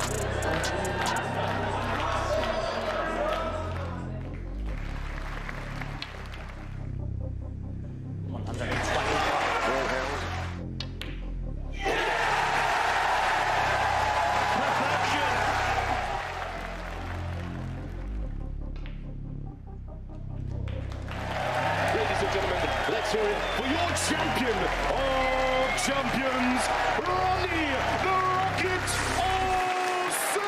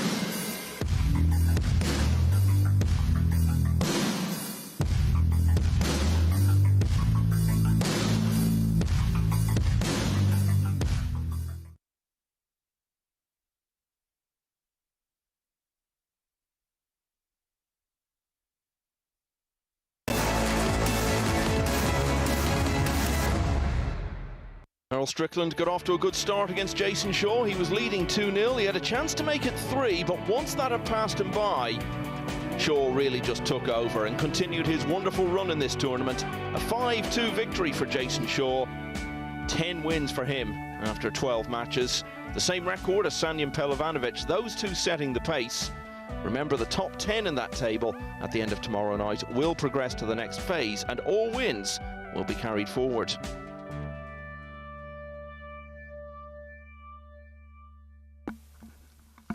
Chu Chi-Yu, bottom of that table with only 1 win, but she may have a great chance now to get another one because she's 3 balls away potentially. Leading 4-2 against Shane van Boening. That's the one remaining match on table 2 this evening. Although, well, she had run out of position on the 6. So she is leading 3-2. We'll keep an eye on that one. Put SVB in a bit of bother there. Meanwhile, here on table 1, Francisco Sanchez Ruiz and Jason Shaw have been the stars of the evening so far. Conrad Yushin did get a win as well against Wukun Lin by 5 racks to 0. And to round off the day's proceedings on the main table, it's another dose of FSR. Yeah, FSR has had quite a hit list today. Beat Chris Melling, beat SVB, beat Nayuki Oi, and now looking to take the Pinoy scalp. Alex Pagulayan, his opponent. Pagulayan is in good nick, he's playing good pool. He's getting in shape the past couple of months, but everyone interested in whether he can make that next step. If he can get to championship level. He has the knowledge, he has the heart. I feel it's mainly his belief in his shot making.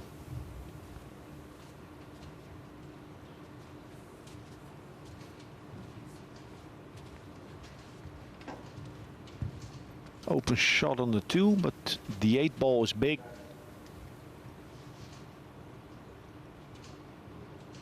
The thing on the TV table, you can't do so much with check side.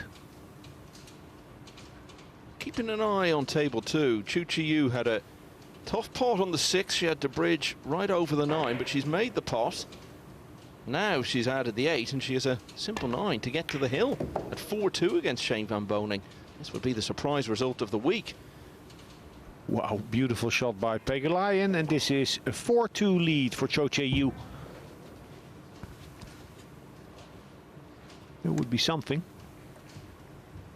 Great shot that by Alex Pagulayan. Maneuvering his cue ball past the 8, through the 5 and 9. A little far away.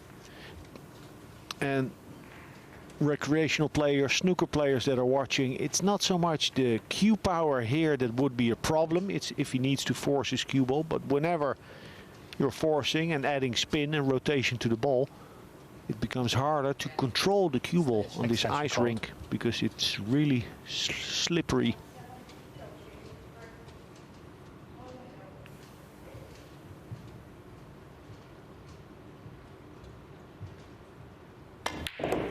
Shot.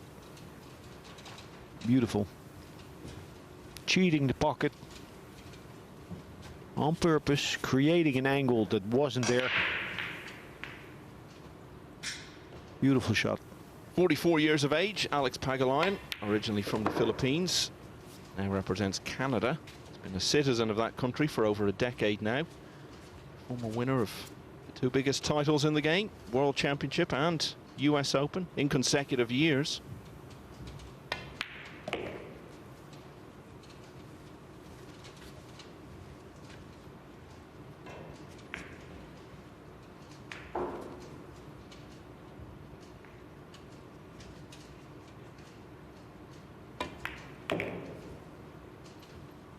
We spoke the other day. Carl Boye said when Alex was there that Alex proved to be very precise about his material, and then Alex said, yeah, because I'm a cue ball player. He explained that in pool, in Nineball, you have cue ball players who are very much about ultimate control of the cue ball, and the shot makers who let that cue ball a little more loose, like SVB, like Earl. They still have good cue ball control, it's all relative. Alex Pagulayan wins. But Pagulayan very much precision play.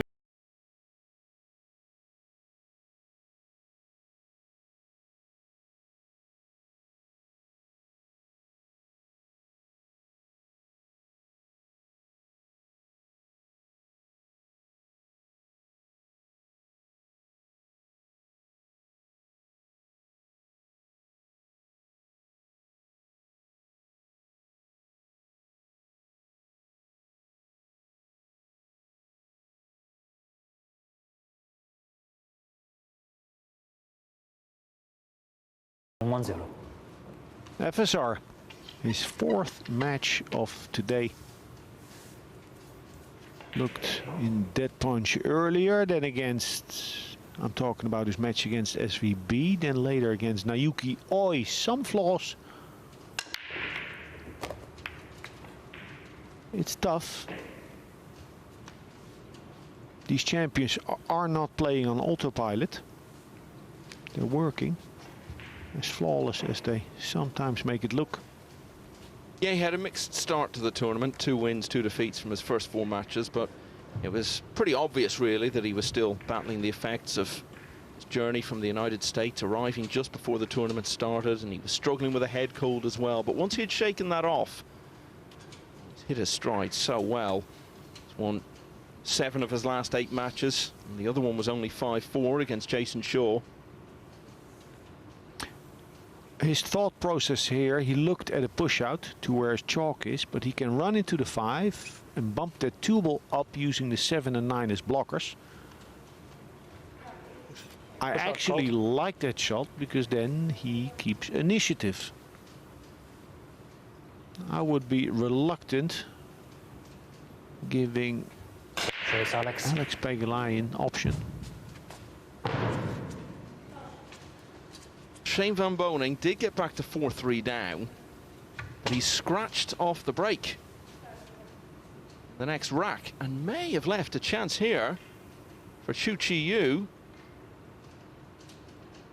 Pull out a combination, or is it maybe a carom she's looking at here with the 9 hanging over the pocket? And it's 8 out of 10, 9 out of 10 carom to beat SVB 5-3.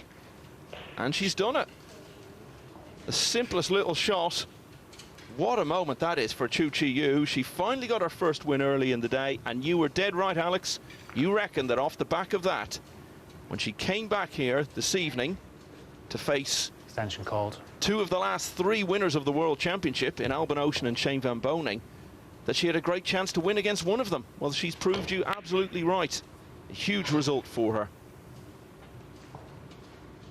Yeah, she put herself in multiple winning positions the last couple of days. But now, with that first win earlier against Seo, she got that monkey off her back. Just doing some quick maths here. I think that's going to take her off the bottom of the table because she'll go level with So-So on 2 wins each. The racks difference is -23 for both of them. So then the next determining factor is the head-to-head between the 2 players, and of course Chu won that. So she does indeed climb off the bottom of the table. Safety exchange on our feature table. I think he can do the same as what he had available in the beginning. Run into the 5 with the 2 ball and use the 7 and 9 as blockers for the 2.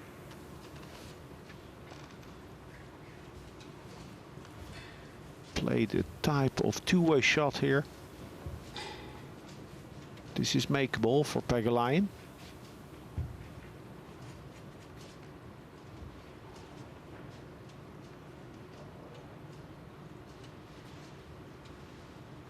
With the trace of left spin, he can come 3 rails towards his chalk on a lower rail and then bump into position for the 3.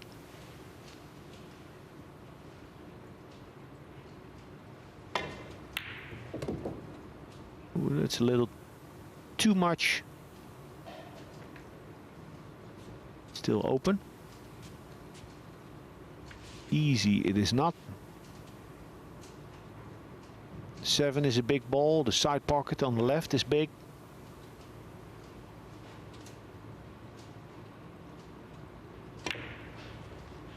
I like what he did there. Was a nasty shot. He took, as Grady Matthews, the professor, used to say, he took the dog out of the shot by going down quick. Don't think, execute.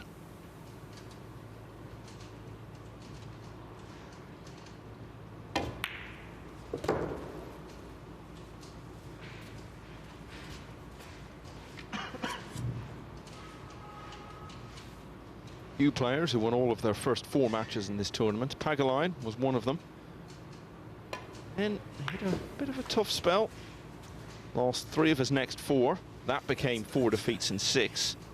But good win earlier over Sanjin Pelovanovic. Not many players have achieved that this week. He's on 7 wins at the moment. His racks difference is pretty good, plus 13. I feel if he wins this, that pretty much secures his place in the weekend's play. Nice shot there.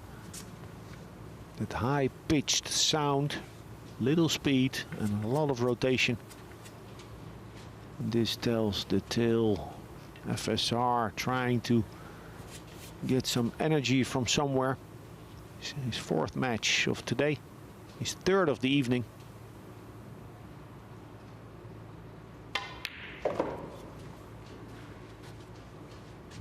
Pagulayan, very knowledgeable. He'll become dangerous if he qualifies for stage 2. I expect he will. Why? Because the format races to 5, short races. So relatively high pressure and decision making, very important.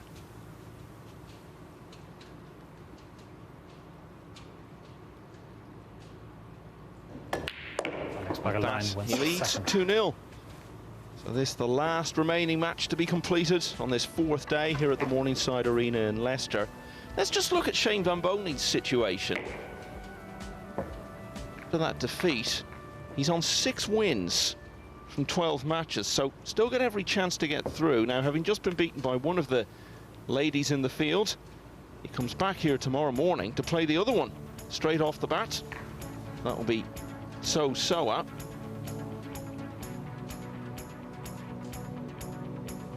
Then he won't play again until the evening when he plays Konrad Yushin. 3rd rack, Alex Pagulayan is leading. Then in the very last match on table 1 in this first phase of the tournament, he'll be up against Sanjin Pelovanovic.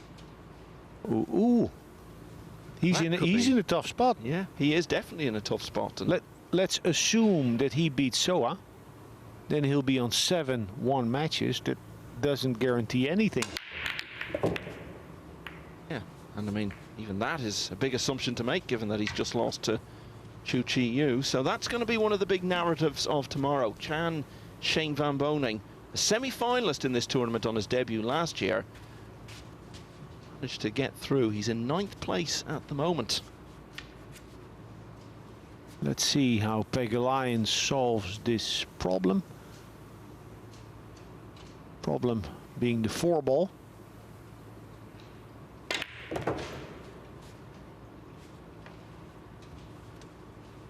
Nice. So he's not out yet, but the problem is solved. He has an open angle on the 3. Can choose to go 2 rails, can choose to go 3 rails. Whatever angle presents itself best. I like 3.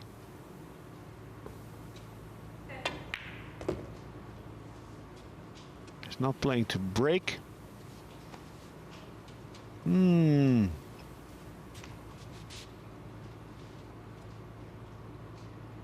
Might still go the 4.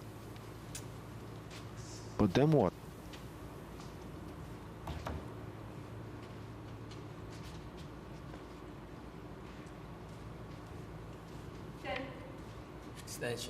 Extension called. 30 seconds per shot. 1 extension per rack.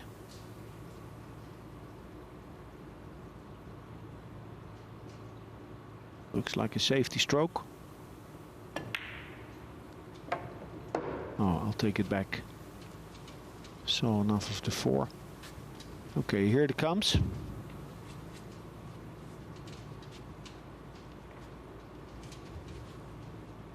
This gives us a chance to see how good he's feeling.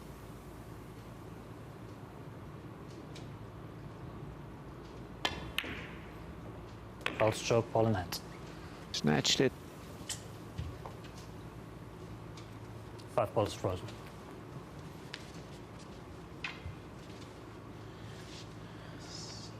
Super thin. Looked like he tried to go back and forth. The cue ball. So he has had a lion by its tail for 2 racks. Extension, please.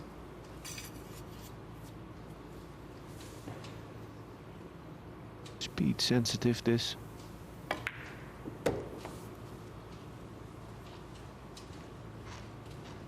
Good shot.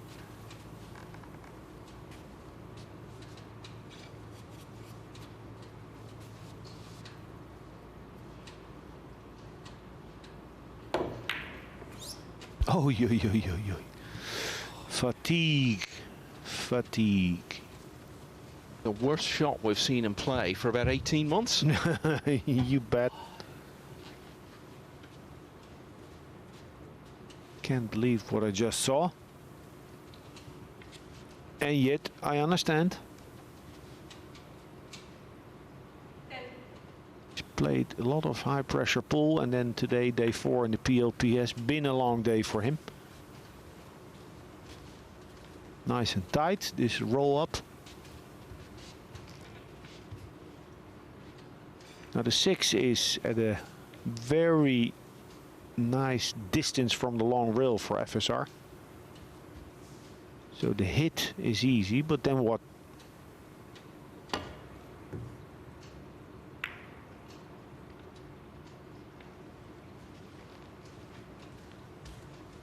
Open.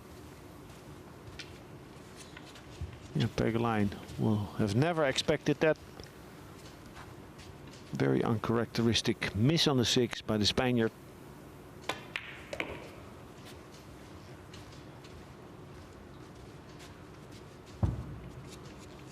If he goes forward 2 rails, he can stay on the left side of the 8.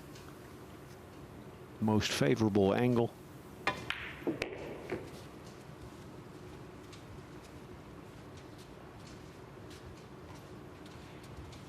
I think he's good enough here to stay on the right side of the 9, and if not, punch it across.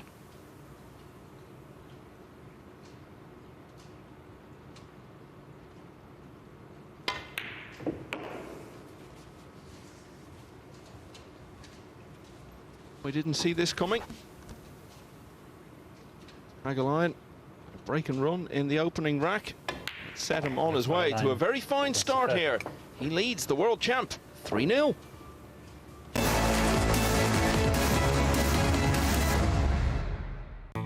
The Diamond Paragon Pool Table. Diamond tables are designed and manufactured from the highest quality, sustainable hardwoods, utilizing world-renowned designs. Diamond tables are unparalleled for playability and durability. After all, they are designed by players for players.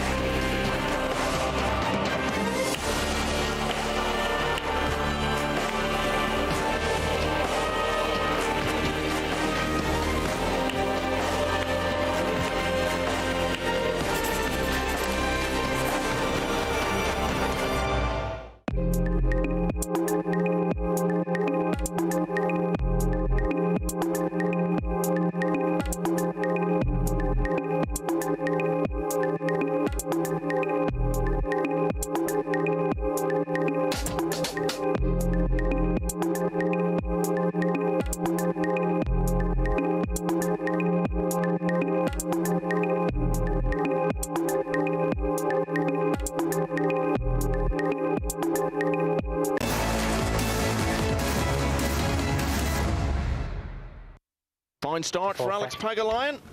Canada leading Francisco Sanchez Ruiz by 3 racks to 0. Astonishing miss on the 6 in rack 3 from FSR when it looked as though he was going to open the count. Beautiful. Look, his break holds up. And if you have that, that's so strong. So no matter how you feel, if your break holds up, you give yourself shots. Pagulayan winning that last rack means that Sanyan Pelovanovic will lead the table into tomorrow's play. Because now, the best Sanchez Ruiz can do is a 5-3 win. That would take him on to 10 wins. He'd go to plus 25 on the racks difference, both of which would be the same as Pelovanovic. But the man from B&H won the match between those two, so he will lead the table once again going into Friday.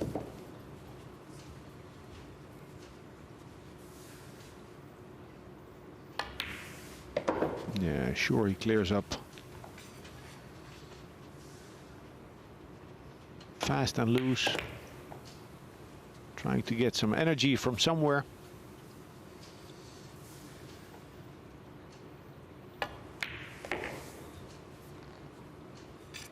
That's all he can do. Win his own break, preferably with Pagulayan in the chair throughout the whole rack, and then hoping that Pagulayan fails to give himself shots. Now just having a look at the table here, Sanchez Ruiz looking to move on to 10 wins. We know he's going to be through. Pelovanovic and Shaw as well. Naoki Oi on 8. Pagulayan looking pretty good whatever happens in this match now. Even if he was to stay on 7 wins with his racks difference, he's in good shape to get through. Yushin and Ocean both on 7. And this is where it starts to get very tasty. You've got the Americans, Woodward and Van Boening, both on 6. 3 players on 5. Wukun Lin occupying that all-important 10th place at the moment. Chris Melling and Lung Duk Tien. Earl Strickland, realistically, you would think, has got to win all 3 matches tomorrow to have any hope. And then it's Ogamdi, Chu and Soa down the bottom with 2 wins each. Nice. He's got it down. Wants the 2 ball to travel, and it's open. Everything is open. Squats that 9 ball straight in the face. He's feeling it.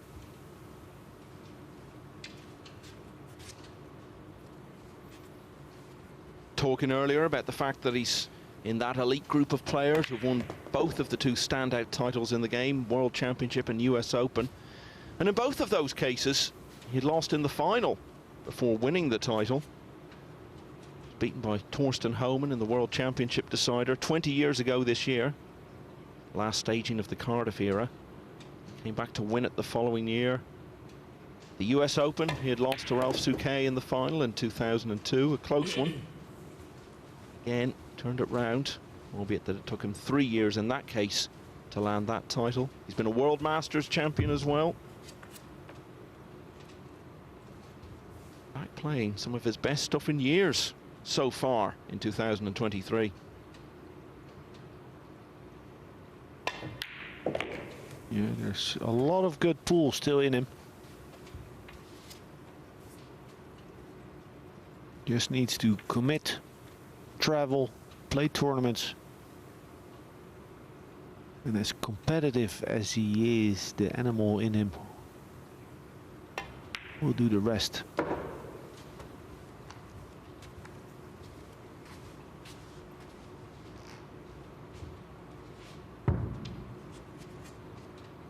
A little off angle.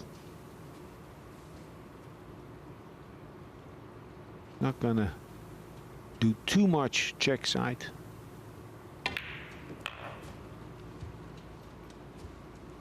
Perfect. Straight in on the 8, that would be fine. The 9 is sitting ready. This is for 4-1. Very good break. That's the type of break that builds rhythm.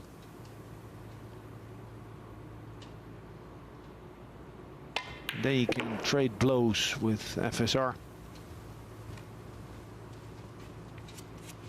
Going to be a run out from the break for the 2nd time in the match for Pagulayan.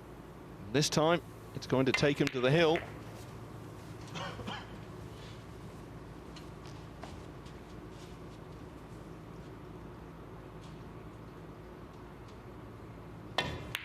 Looking sharp and leading 4-1.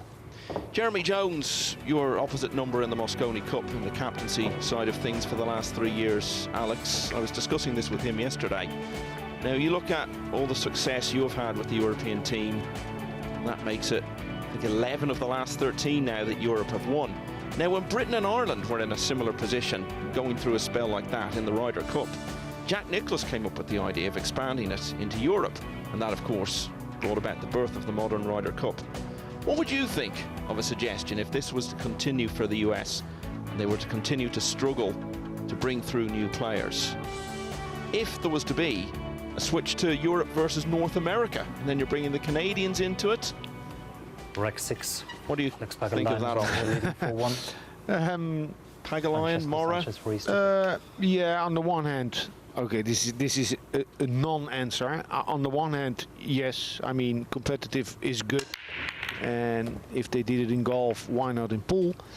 But on the other hand, I'm convinced that there can be a change. I mean, I know that there's a lot of talent in the US. Many good players between 15 and 23 years old. They'll get there. You know, before, when I was a player, US were dominating Europe. We overcame it. And it's not like there are more players in Europe. There are more players in the US. It's just a commitment to competitive international Nineball.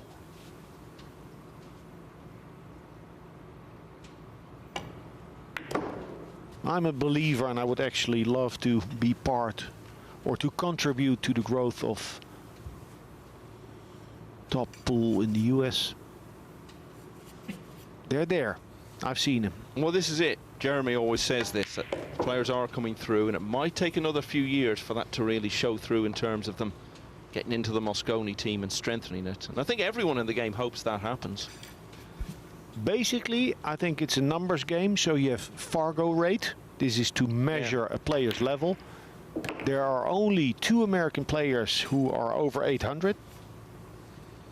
I think with good coaching and facilitation, within 5 years, you could and should have 8 Americans, approximately, who are over 800. And if you have that, you have a competitive Mosconi Cup team. That's all for the future. Back in the present day. That's the 3rd rack in a row that's been run out from the break. 2 of those have been in favour of Francisco Sanchez Ruiz. So from 3-0 down, he's got it back to 4-2. Pagulayan, though, will be breaking on the hill in a moment.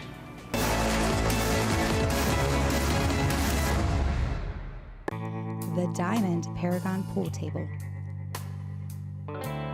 Diamond tables are designed and manufactured from the highest quality, sustainable hardwoods, utilizing world-renowned designs.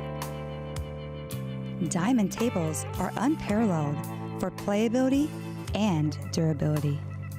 After all, they are designed by players for players.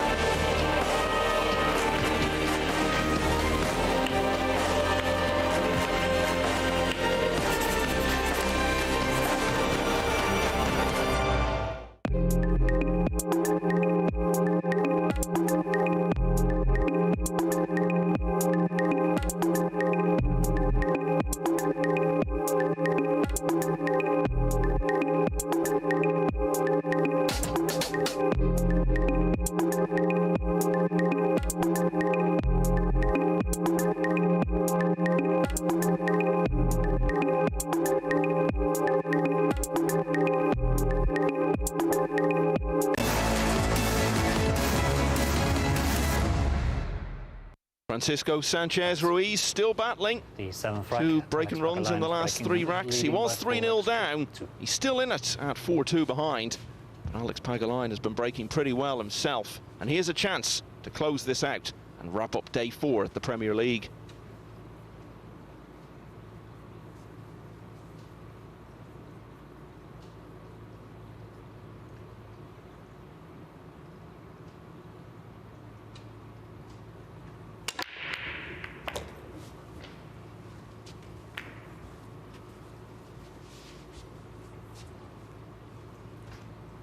Consistent on the break. Shot. That builds confidence as well. If you had a good breaking day, you'll have a better sleep at night because you look forward to playing tomorrow.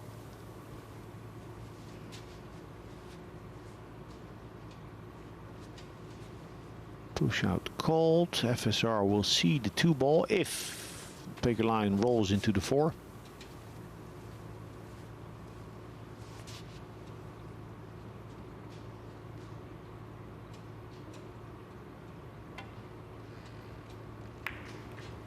I don't know if I see all the options, but I'll tell you what I see. You can cross the 2, bank the 2 ball back and snooker behind the 3 ball.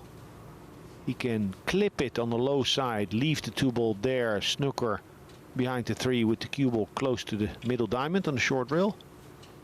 Or, yeah, nothing. If the cue ball were lower, he could maybe come off the top side of the 2, off of the 7, go up table.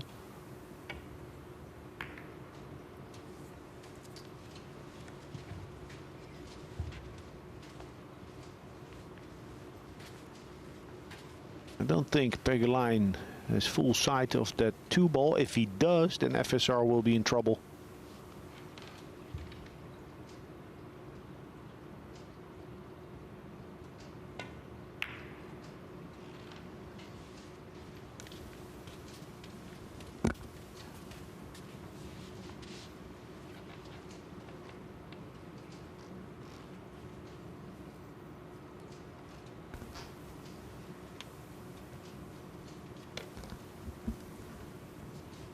He'll hit this with speed. Low side, tries to get the cue ball back. Is he getting lucky? Well, maybe the 7 ball blocking the 2, but then he might find himself snookered behind that 7 again.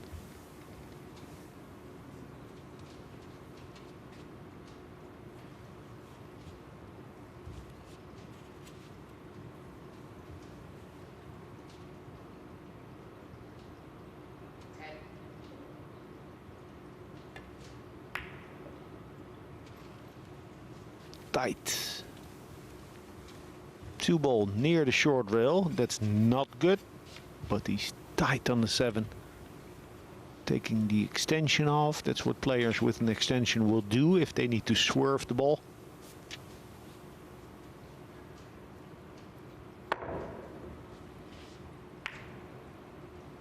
Oh, nice try. Very nice try by FSR.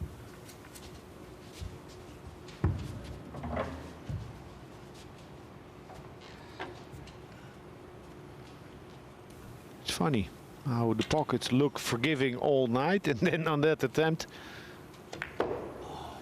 oi, Pagulayan still has a shot though to the side pocket.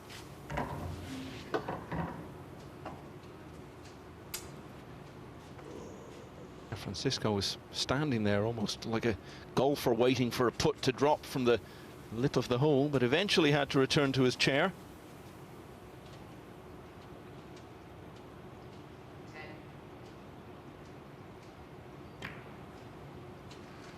Only to find himself getting straight back out of it sooner than he might have expected.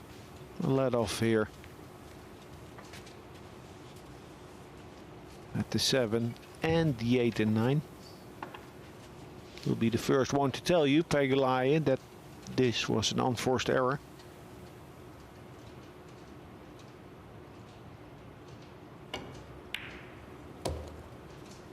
makes things interesting in the closing stages of day 4 here in Leicester. Well, for sure, because if he wins this, he'll be breaking with the chance to get back to 4-all. Come on, let's have another hill decider.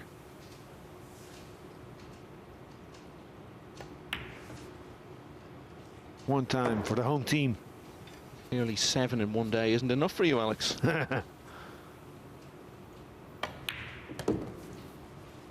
Straight enough. And if not, you can punch it over to the right side for the 8 in the side pocket.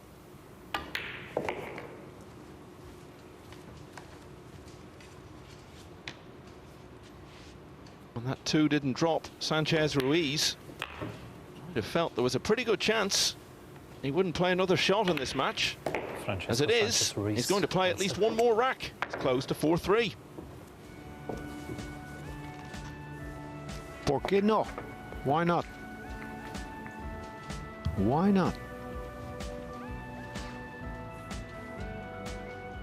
So this is the last match of this 4th day. What a day it's going to be tomorrow as we resolve which 6 players will be bidding farewell and which 10 advance to Saturday and Sunday, which will take us down to the final 6. And then they'll play another round-robin section on Monday. All wins still being carried forward. Top 4 then go through to the semi-finals, which will be early evening on Monday, followed immediately by the final to decide this year's Premier League winner. I haven't followed this tournament in previous years so close, obviously, but I'm very interested to see how the intensity will be in the weekend on Saturday and Sunday. 10 players left. Same gig, starting over, but now with the finish line inside, it's going to feel different out there. It definitely did last year, and as I recall, the standard actually moved up a notch because everyone who'd got that far was so played in and in such a groove. We saw some fantastic quality over the Saturday and Sunday. Milton Keynes last year. Nineball's fun if you break like FSR. Connect the dots, they call this.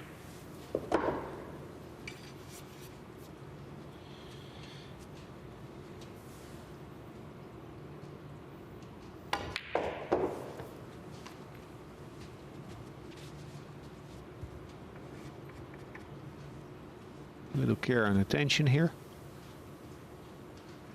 It's easy to lose the cue ball if it's so close to the pocket, the 6 ball, and if you're playing with speed and draw. So he chooses differently. More margin on this side. He's fallen short quite a bit.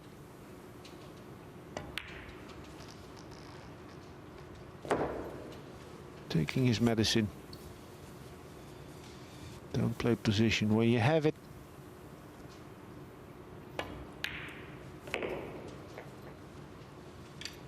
Relying on his pocketing ability to level the score. Hail, Pagulayan, you were so close, but didn't get that save.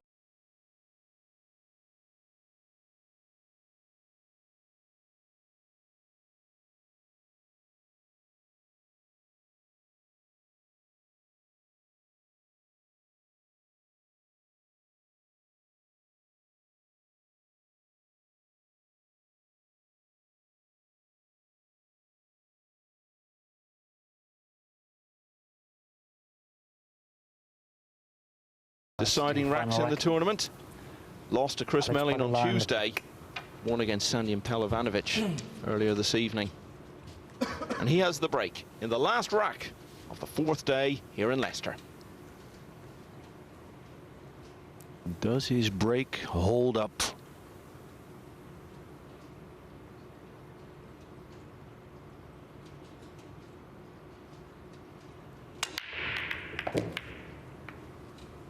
No scratch.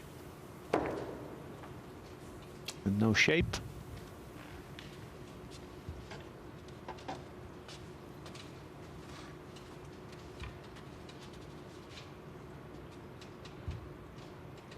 And a difficult safety from here.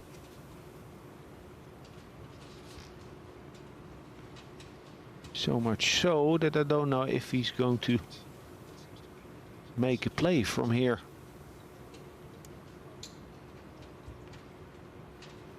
Only thing I see from here, and I'm not saying it's a nice shot, is hit quarter ball with left spin. The 3 ball through the gap, left of the 9, and use the 9 and the 4. Because with that speed and that spin he could land below the 4 ball, but it's not nice.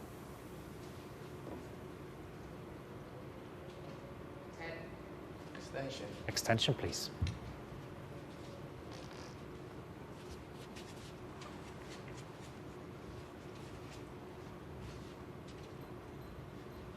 What does Pagulayan have in mind?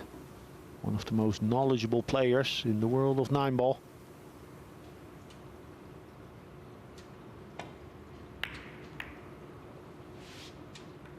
Huh.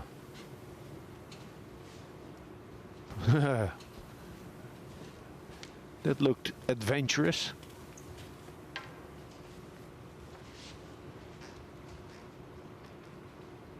Maybe did play to come past that 8 ball, mishit it, I don't know, we'll ask. I'll write it down, we'll ask. Extension called.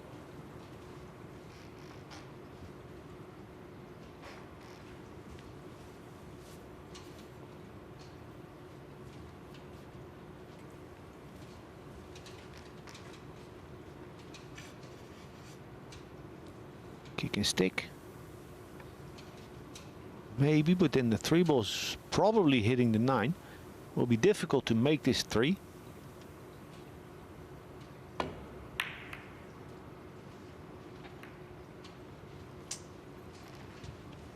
Open. But a lot of angle. Can go 2 rails for the 4 on the side, but that's tight, the side pocket where he's standing. Or 2 rails and then come around to 4.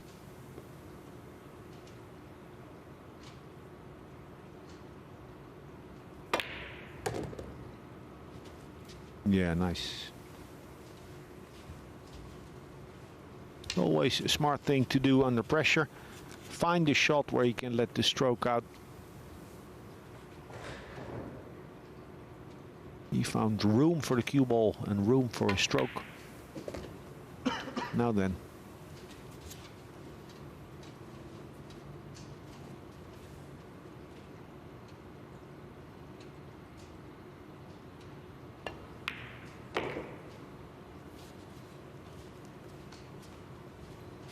Can't go wrong here, Michael. I think not, and it was a day that got off to a disappointing start for him. The very first match on the main table this morning, he lost to Naoki Oi. But how it's turned around since then. Sanyan Pelovanovic, with only 2 players to do that in the Bosnia-Herzegovina players' 12 contests so far. You can add the scalp of the world champion and the man who's been dominating the game over the last year or so. Back for the final day of phase 1. Good frame of mind. Yeah, many positive takeaways for Pagulayan in this match. Not least the win. Swinging it round.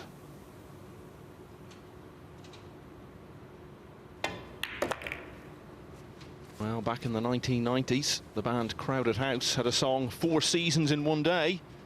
Francisco Sanchez Ruiz was trying to make it 4 wins in one day, and from 4-1 down he battled back to take it the distance. But Alex Pagulayan, this man from Canada, has come through and slaps the table in joy with a win that takes him on to 8 victories from his 12 matches. A fine result for Alex Pagulayan. He's had a few of those in 2023, including all those wins over Joshua Filler. This is another one to add to the list. Alex Pagulayan continues his fine campaign. That is the end of day 4, and it finishes with Alex Pagulayan leapfrogging over Naoki Oi on racks difference and into 4th place. Sanyan Pelovanovic and Jason Shaw out in front with 10 wins apiece. They're long past the stage now where there was any doubt about their participation in phase 2. So now it's all about trying to build up as many victories as they can to take forward into the next stage. Francisco Sanchez Ruiz is at that juncture as well, with 9 wins on the board. Pagulayan and Oi both on 8. So what is going to be the magic number tomorrow? Well, last year Omar El Shaheen and Lucius Yap both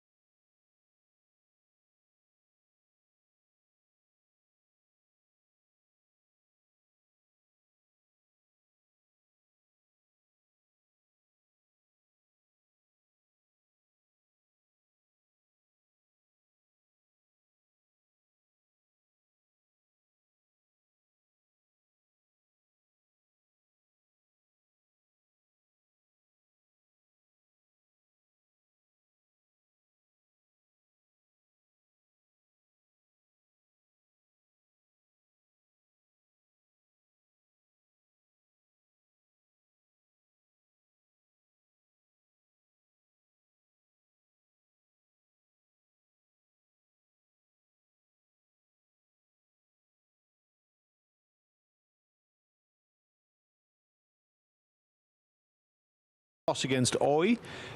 In the end, you know, you played a very good match against FSR. It became close, 4-4. He fought back. You got the win. Can you assess your day? Overall, it's pretty good against Oi. My break wasn't working, and keep making silly mistake.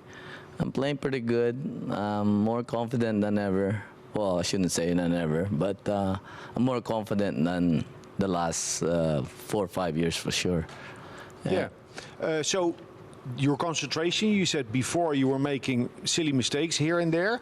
In this match, it really looked like you were getting into that deep, deep concentration. Yes, I'm getting better every day that I play 30-second shot clocks. I've been working on it. I'm still making that silly mistake, maybe just because of the 30-second shot clock. But I'm pretty sure 4 or 5 months from now, I'm gonna be better at it. Well, you're starting to look really good. I think your best game is real close, real close. I think they're starting to worry. You got 8 out of 12 wins. You're lined up to get to stage 2. A question about your safety in the last rack, 4-4. You had that position after the break. Did you try to hit that 3-ball into the 8? Well, I actually trying to avoid the 8 a little bit, put the 3-ball behind the 9, but I was focusing on putting on the cue ball on the 4. But I accidentally hit the 8, and I'm very fortunate that I got lucky there and didn't sell him anything. Yeah, you got the rolls. Now, lastly, a couple of questions. The rest of the tournament, would you rather be the best safety player or the best shot maker? Well, safety is not going to, well, it helps you win, but making the balls, that helps you win. So I'd rather be a shot maker. Yeah, do you want to be smart or do you want to look hungry out there? Hungry. I want to be hungry. Yeah, you need to be hungry. Yeah, it's coming. I can see it's coming. Yeah. And do you want to be lucky or flawless? Lucky. All right, let's leave it at that. Good luck tomorrow, last day of stage 2. You're looking to qualify yourself for the last 10 players in this tournament. Good luck in the PLP. Thank you very much, Alex. Hey, watch us in Matchroom Live Sports. Okay, thank you.